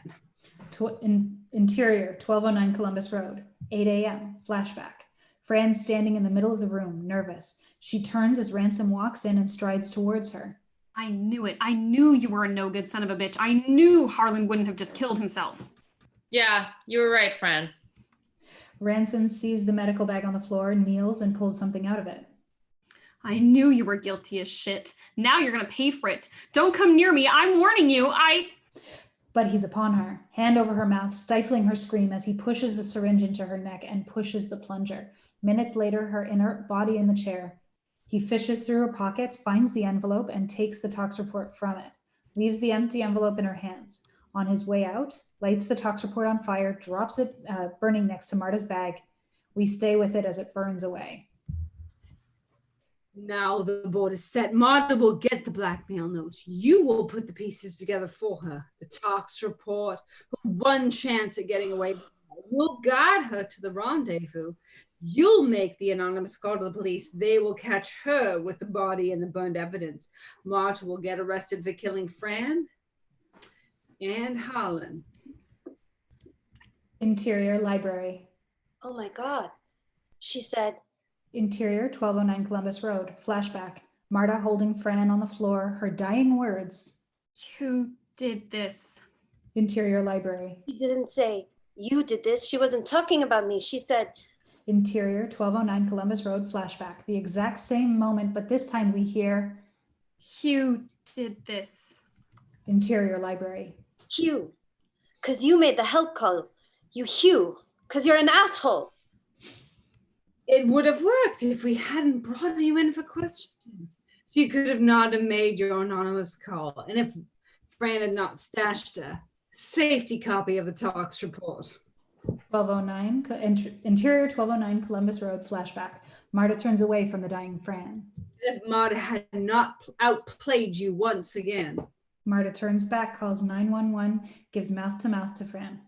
By having a kind heart, by saving Fran's life, though it meant her losing the inheritance and going to jail. She didn't play your game. She saved Fran's life. Interior, library. For the first time, Ransom looks afraid. Fran's alive? Marta's phone starts to ring. They all see the caller ID. It's the hospital. Oh, yes. Fran, who will confirm this. Fairy store or something close to it. And will send you to jail. She answers the call, puts the phone to her ear. Yes? A long beat, then her face breaks in relief. Yes. Thank you, doctor. That's great news. We'll be there soon. She hangs up and smiles with radiant joy. Oh, thank God. She's ready to talk. Ransom stares at Marta, his face a mask. Trooper Wagner, if you could keep Mr. Drysdale in custody while Elliot, Miss Cabrera, and myself go to the hospital to take Fran's statement. Ransom stands, steps to Marta, who's frozen, looking in his eyes. His poker face breaks and he grins. I want to say this just to you, not to a courtroom of cameras, just to you, because you know it's true.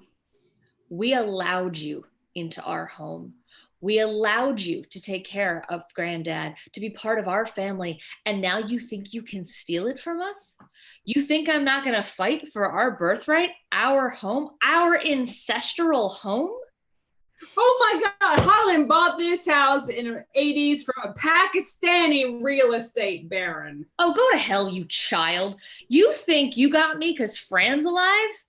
But Fran's alive, so what have you got me on? I get attempted murder? I stuck the needle in her chest, by the way, but your version is better. I should have done the neck. I get arson for the bombing, maybe a few other charges. With a good lawyer, I'll be out before you know it. Face to face, Ransom's face hateful, Marta's strong and set. And then you'll see just how much hell I can wreak on your life, you vicious little bitch. But then Marta's face starts to do things, odd things, convulses, her jaw clenches, her cheeks bulge, and she projectile vomits into Ransom's face. Oh, what the shit? He falls back, cursing. She drops to her knees, spitting. Wagner, inappropriately excited. Oh, I have the line. Oh my God, that means she was lying. I was so involved. Fran's dead, and you just confessed to her murder. Ransom takes this in. Then he smirks. Well, in for a penny. In one fluid motion, he spins to the ornamental wall of knives, grabs one, and tackles Marta. Time slows as Blanc and Elliot lunge to stop him, but it's too late. Ransom and Marta fall together, his arm arcing down, and as they hit the ground, his arm comes down, plunging the knife up to the hilt in her chest. They lie still, breathing hard. Her eyes are wide with pain and horror, his cold and wild. But then she blinks, squints, and he cocks his head, realizing something. Withdraws the knife from her chest. Its fake blade had retracted into the handle. It's a theatrical prop. He pumps it up and down a few times, the spring making a pathetic toy noise. Ransom smirks. Shit. And is violently tackled out of frame by Trooper Wagner, leaving Marta lying on her back, Blanc shouting if she's all right, Elliot and Wagner wrestling Ransom into cuffs. It all fades into the background as she holds the knife and stares at the ceiling. Interior, small study. Clothes on, Harlan's old baseball being set carefully back in place. By Linda. She's about to leave, but she notices a pink envelope on the desk, picks it up, takes out the blank note, seems to recognize it and smiles sadly. Exterior, Thrombey Estate, front drive. Later, Linda comes outside and joins the family. Several more police cars and an ambulance. Ransom is loaded into the cop car. His family are held at bay by officers, but they react in different ways. Richard yelling at the cops, Walt sobbing, Donna collapsed against him, Jacob on his phone. Joni staring into space, ruined. Meg talking to Lieutenant Elliot, crying. She's just learned about Fran. Linda watches the circus, strangely disconnected, going to light a cigarette. With a strange smirk, she uses the flame to warm the blank note from the office, and hidden writing starts to appear. A note from her father. Their secret communication. As the letters appear, her face changes. Interior living room. Marta sits, a blanket over her shoulders. An officer who's just taken her statement walks away. Blanc approaches. Can I ask, at what point did you suspect I had something to do with Harlan's death? Oh, from the first moment you set foot in front of me. Taps her shoe, the tiny faded spot of blood. Oh my God. I want you to remember something very important. You won not by playing the game Harlan's way, but yours. Through the window, she sees the family outside. I should help them, right? I have my own opinion, but I have a feeling you'll follow your heart. He gives her a wink and strolls off. Interior, foyer, later. Marta shuffles to the front doorway, one last glance at Harlan's portrait, its grin now gentle and content. Exterior, front porch, balcony. She stands on the threshold, sees Blanc get into the front door of a cruiser, and it drives off. Ransom in the back. He looks back at her through the window. The family out on the lawn, not sure where to go or what to do. They all turn to see Marta standing very small, but somehow not, in the doorway of her house. And scene. Well done, everybody. That was. And now we have a super special treat for you. And I realized about 2 minutes into this that I forgot to mention it at the start. So I sat down with Noah Segan a couple days ago for a little chit chat that we are now going to share with you as an extra special treat for coming and joining us and sharing stuff about the Daily Bread Food Bank, and maybe even donating if you have the means. So bear with me if you will. People, please donate. Please. Yeah. Yes, Do what please you do. can, if you can. Also, can we give a shout out to Trooper Wagner's helper there? Yeah. Yeah. Ah, All right, we swear in front of your kid. This is Rowan. Say hi, Rowan. Rowan. Hi, Rowan. That's half my last name, so I love it. Literally, the first part of my last name is Rowan. So I noticed that. awesome. It's a great name. It's a It treat. is a great name. It's a great name. All right. Yeah. You did all right. So just bear with me here. No, I have an anecdote about Rian Johnson. I don't know if that's allowed. Sure.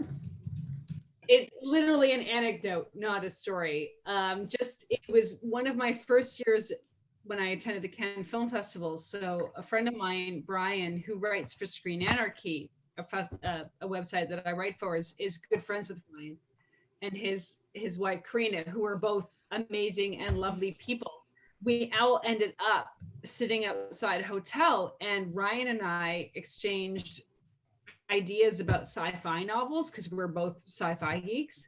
And why I say it's an anecdote is I can't say anything about Ryan as a person in depth, but all I know from what I exchanged is he is awesome. And we ended up exchanging a few emails because he is a total lover of literature.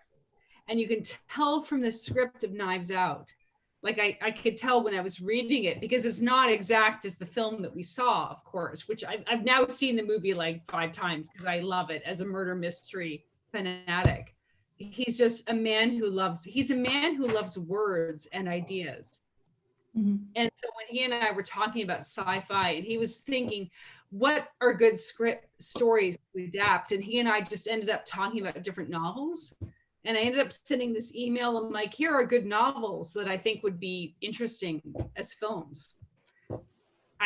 Nothing he ended up doing, but when I look back at what he does, he's amazing. Like, especially, I mean, I hate to say this, but as a white dude, he's kind of he's a good ally. As a cisgendered straight white dude, Rian Johnson is an ally. The rest of us. I'll give him that. And an amazing filmmaker. Like, I'm not. No, he's amazing, and he does amazing work. And this is. Yeah. Your punchline was gonna be that you gave him a Star Wars book, and you were like, "Just check it out. Yeah. Let me know what you think." His wife, Karina, she's also amazing. Her podcast, you must remember this. Like, I don't want to. Yeah. Love that. Like, talk about amazing people who are happen to be together, but they're both equally amazing. Oh yeah, no, and her show is incredible. And now for those interested in checking it out, it's about 25 minutes long. And Noah, I've hung out with Noah. Noah is a lovely, lovely guy. And here is Noah. Yay. Will that play?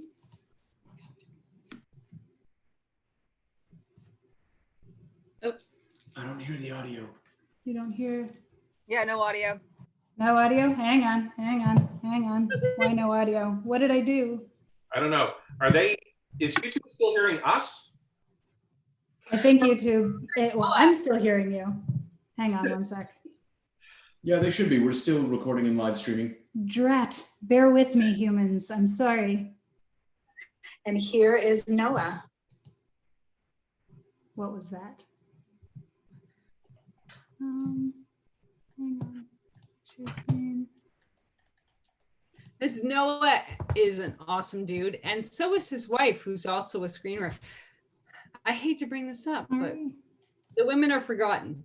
But Noah is awesome, and his wife is equally awesome, and they also have the 2 most gorgeous children. Sorry, guys. I'm trying to figure this out. This should work. All right, everybody. I got to jump out, but thank you so much. Sorry, thank you for joining us, Mark. Bye, I really guys. appreciate it. It was a pleasure meeting you. This was so fun, guys. Thank you. That was fun. Thank you. Thank you, Rowan, for all your support. Yes. Yep, and this is Everly, the other one. Hi, Everly. Bye, everybody. Thank you. Bye. Bye. Thank you. Okay, sorry guys. Does anyone have any? Talk to me. What's happening? I can't get the audio connected for the video. How embarrassing. Hang on. Maybe. How do I? Oh, wait. If you play the audio through your, like, if you, Ariel, if you unplug your headphones and play the audio through there, will that work? Gotcha.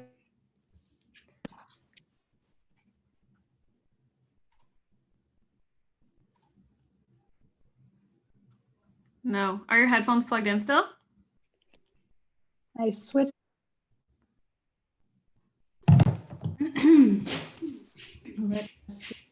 Happy to know that we're Success? Yeah, but turn it up. Oh, and all that stuff. Great. Yeah. I mean, so long as we're giving people a laugh and hopefully encouraging some people who have the means to, help some other guys out. Did that? He is. I know. We should be trying to solve all of the problems with the movie. I think that should be what the #1 goal. I heard it for a bit. Yeah, the audio keeps coming in and out. Cheers.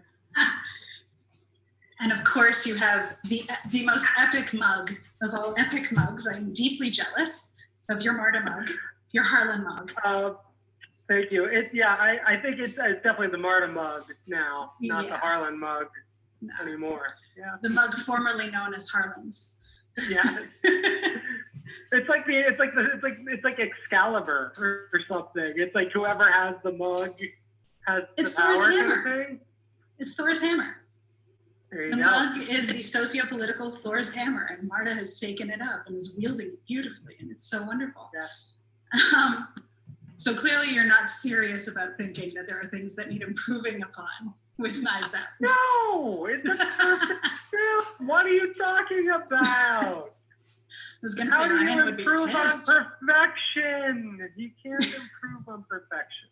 You truly cannot. That is a very valid point.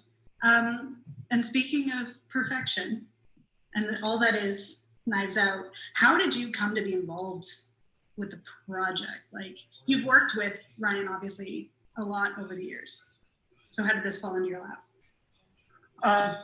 Sort of the way that everything since he hired me for Brick has fallen into my lap when it comes to Ryan and the gang. You know, he started working on it and would kind of give me a few breadcrumbs here and there and sort of let me know kind of the little hints of what he was working on, and then when he was ready, sent me the script. And at this point in our friendship, we send each other material just to get an idea of whether it holds water, and get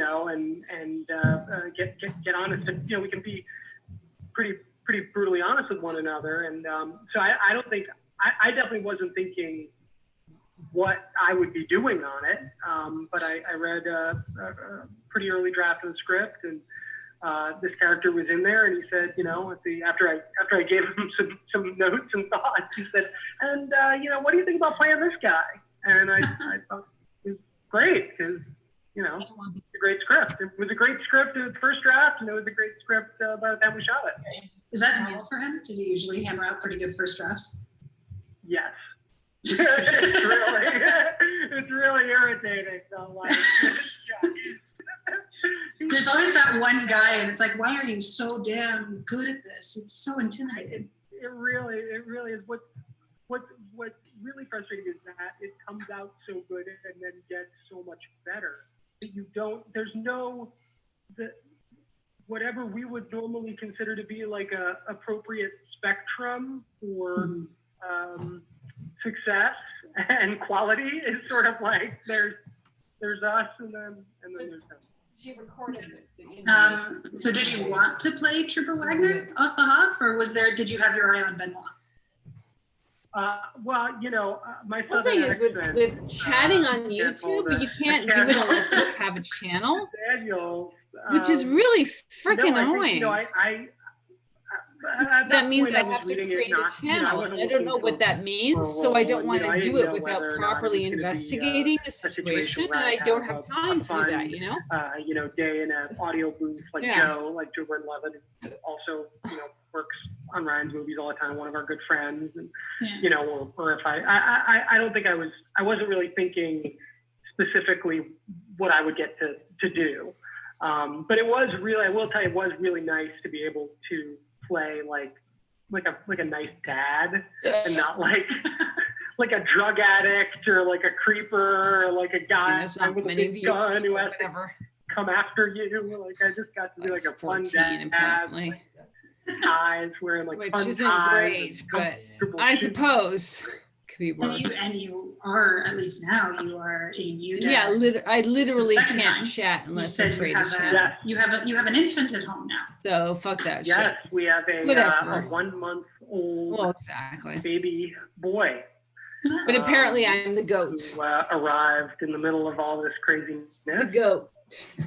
And at the Greatest of all time we shot that, Because I am. Our daughter June was. Where's the a wine? year. Okay, so yeah. How has that been? Even just dealing with quarantine is hard enough as it is, but how has it been going through quarantine with the newborn? I mean, listen, we're very, very lucky that we're able to be present, and we don't have to neither of us have like frontline jobs that require us to have to go and put ourselves on the line and risk anything. So we can be on maternity and paternity leave right now, and it's sort of like having the world also on parental leave with you. It's so it's crazy. It's absolutely nothing that there's no guidebook for this, but we're happy and we're healthy and we're lucky. And that's really all you can ask for, right? Yeah. And have you guys been going a little stir crazy, or you're keeping your sanity? Oh man, well, when babies are like a month old, they're like, it's like a large hoagie or burrito with eyes. You know what I mean? Like it's like a really nice loaf of challah or something. And so he's fine. He's chilling. The toddler she misses her friends, and she started going to like school for a couple hours, a couple days a week, and that went out the window, and she can't go to the park, and it sucks. Yeah, that's hard. But what else have you been doing during quarantine? Like, has anything else like this kind of come up with kind of charity? Or, well, not really charity, because we're not really taking money to give to the Daily Bread Food Bank, but kind of opportunities. I haven't had an opportunity to do something that actually contributes to the greater good. So was this a bit of a surprise for you? Maybe it was. I was a very welcome surprise. I've been able to, in all seriousness, I've been able to do some fun podcasts and some fun talks, and it's been nice to be able to, connect like this sometimes.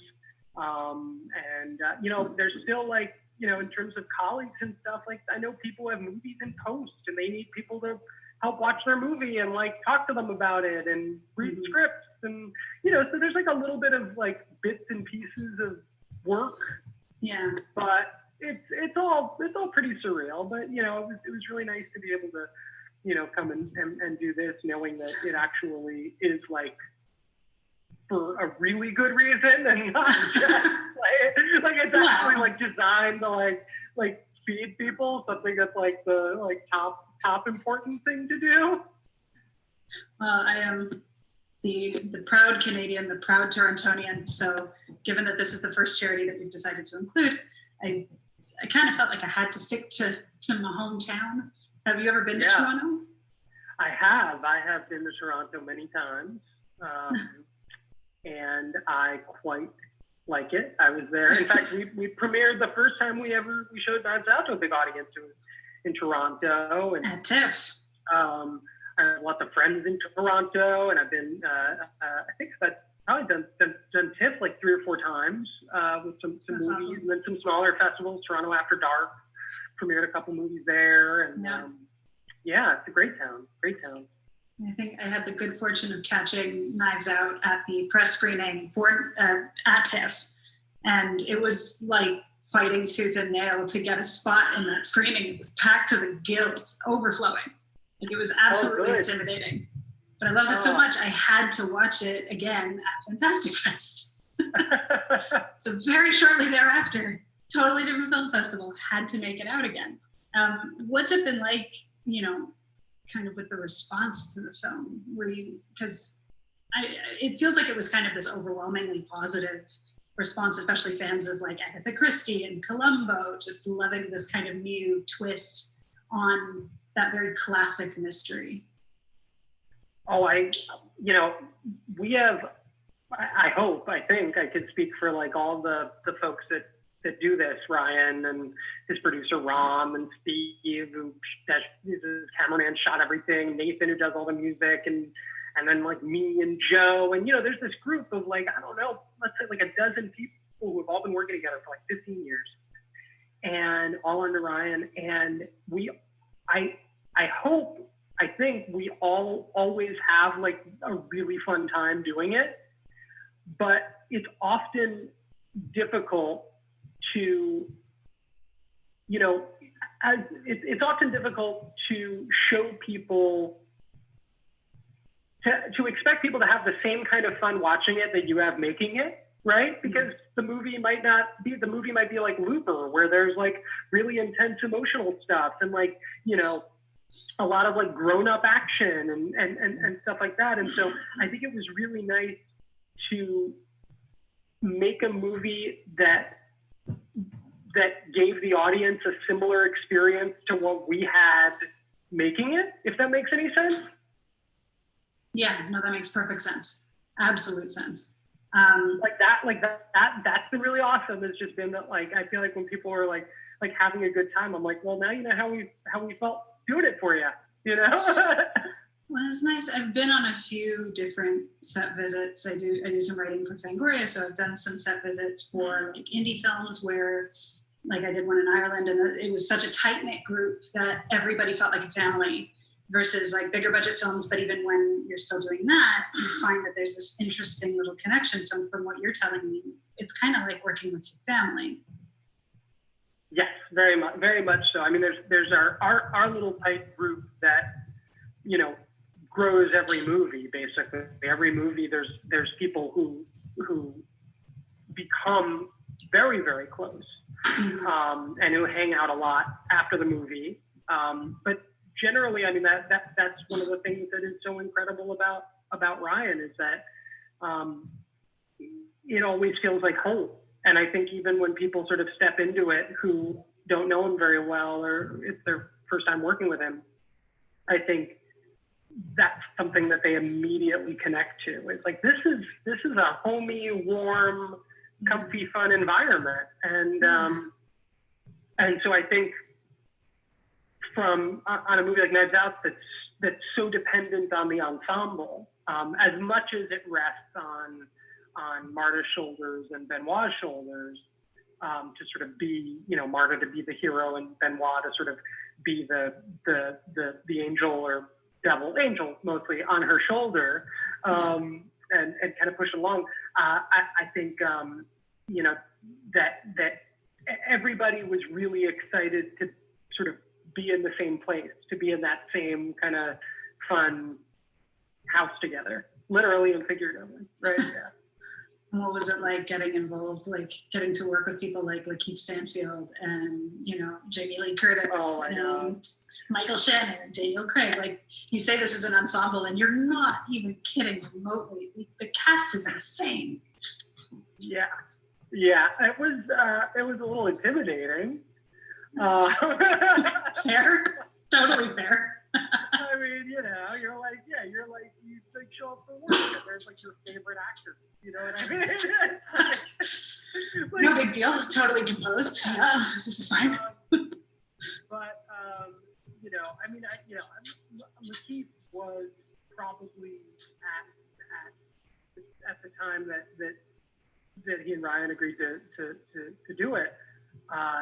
He was probably the actor I was like watching the most in that time. I mean, still to this day. Now he's like my buddy. He's like, I'm like, that's like, but like he was a guy who I was like, everything he does is incredible, and he's like, you know, and he's like 28 or something, and you're like, wait, you just did like 5 incredible things in a row, and you're like,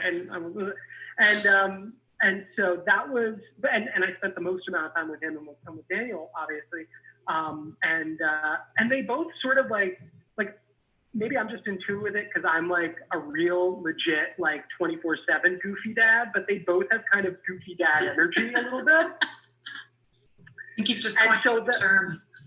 What's that? I think you've just coined a new term. Goofy dad energy. Goofy dad energy, yeah.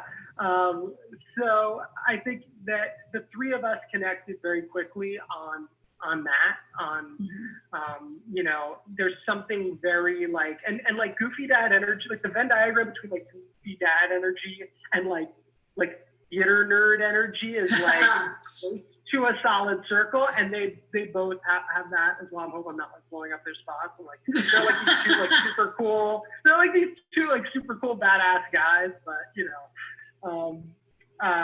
It's Anyway, nice so to know that even the was coolest. It's nice to know even the coolest badasses have, you know, that theater kid just kind of sitting inside them, waiting to flourish like the rest of us. We were rehearsing that Sondheim moment in the car for like weeks. That was I mean, it's beautiful. that kind of stuff That was- though, where we would all like show up and sing Sondheim. It was awesome. Great. Yeah, so you know, I felt like I connected with those two guys, you know, really early on, and then everybody else, you know, people would sort of show up and just be really cool and be really nice and be ready to like party, you know, be ready to, you know, and also I think that there's definitely a sense of like, you know, on a set like that with a script like that, nobody wants to be the weak link. Everybody wants to, because you know, you're like, wait, everybody was everybody else's favorite actor. So you don't want to screw it up for the person who you look up to, who might be like also your friend and your colleague, but you're like, wait, this is like, we gotta come correct. Yeah, I think I remember seeing, I'm a big fan of like Vanity Fair and everything they do, those kind of deep dives where performers will do kind of like a long look through their career. And Jamie Lee Curtis did one, and she was talking about Knives Out and had said apparently that it was hearing that Michael Shannon was involved was like the turning point. She was like, okay, I'm in, like, let me in, which is kind of, it's fascinating to think of someone like Jamie Lee Curtis having anyone that she's like, oh, I need to work with you, I idolize you. That seems so surreal to me.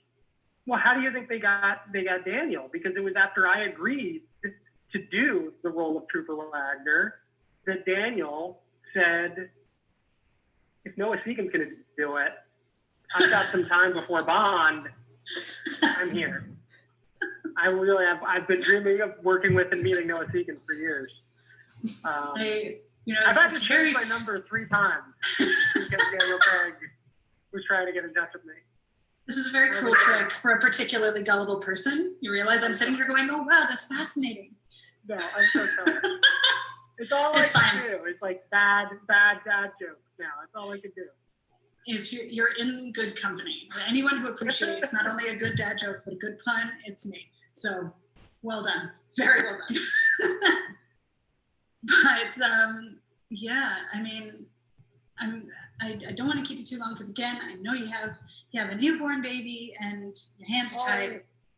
We have a few more, but if there's anything else, I mean, I know it's sort of like not like a, this isn't like a real Q&A where.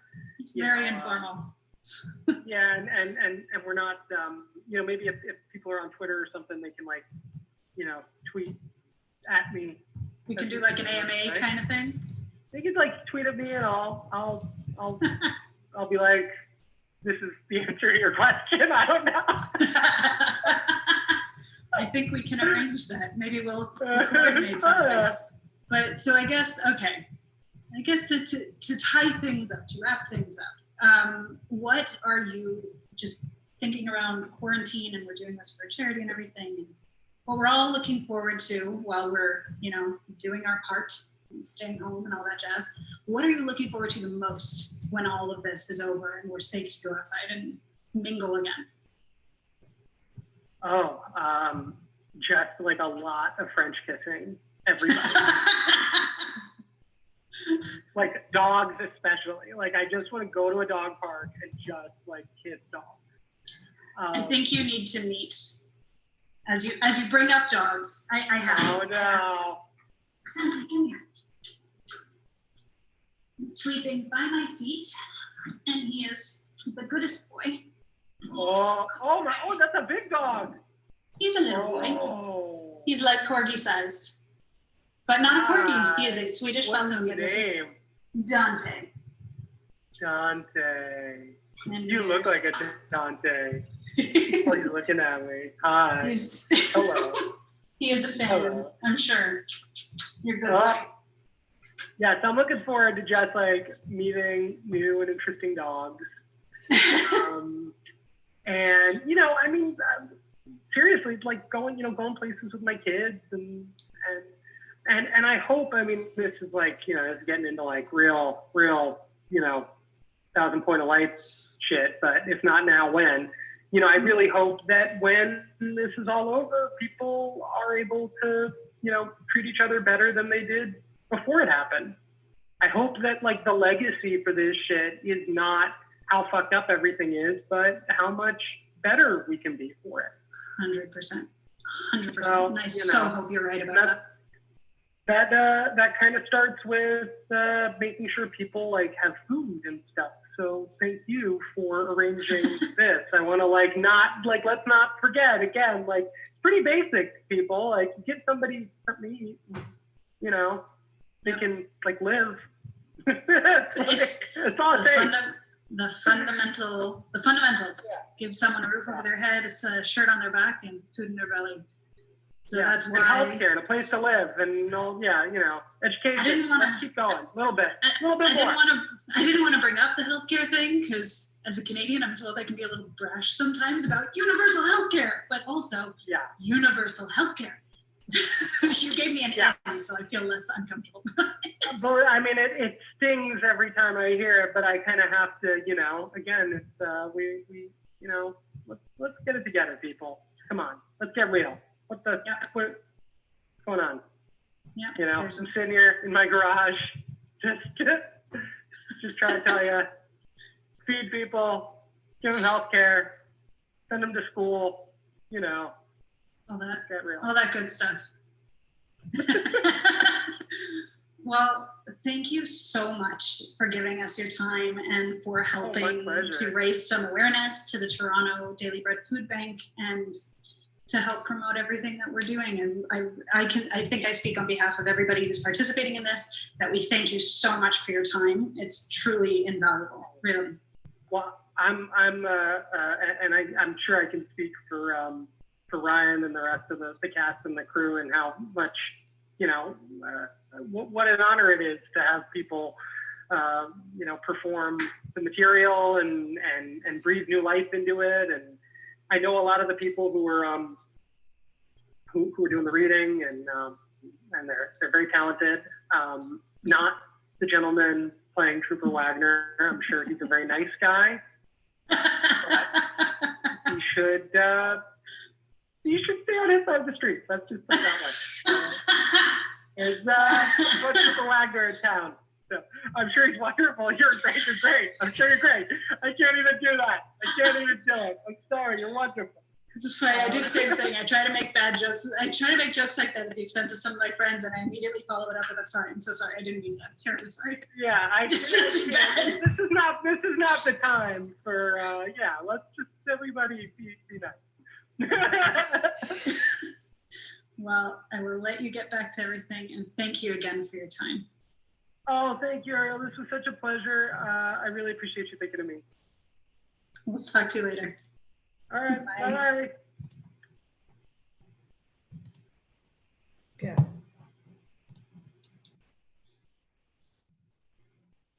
All right. Ugh. Should I even bother putting my headphones back on? Hang on. We're going to try and do this. Will this work? Only time will tell. I'm unmuted. That was a great interview. Good job. Thank you. I hope you guys enjoyed it. I hope everyone else enjoyed it as well. Anyone who's watching or anything, I hope everybody had fun with this. And like to all y'all who hung around, thank you for sticking around. To everybody who had to go, I completely understand. Feed your children, feed yourselves, feed your dogs, feed your cats. Don't feed your cats to your dogs. No, bad move. I got a text during my niece tuned in and she shut it off because she didn't see her aunt wasn't watching this. Oh no. There we go. Okay. There we Good disguise makeup. Yeah. Oh, That's I'm gonna funny. break her brain when she wakes up tomorrow. Her mom's gonna be like, so here's the thing.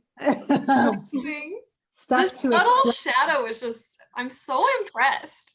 Thank you. Like you didn't, it's not Very. like campy hair. You were like, I You drew went- sideburns, but you can't even tell. You can. Oh, okay. They look good. You did it. You did. Oh no, I meant Okay. you can't tell that this is just eyeliner. Oh my Like, Oh I yeah, no, you can't tell that. Yeah, I just smudge it on down.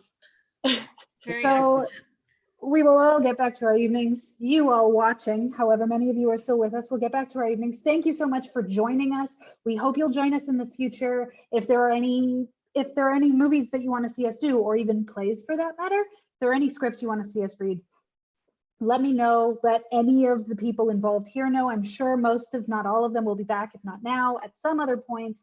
And please consider donating to the Daily Bread Food Bank if you have the ability. I know right now it's tough for a lot of people. You might not have the available bandwidth to give to others, but at the very least, consider sharing the links that we've provided so that other people may draw their attention to it as well. And yeah, thank you all so much for joining us, and we'll see you next time.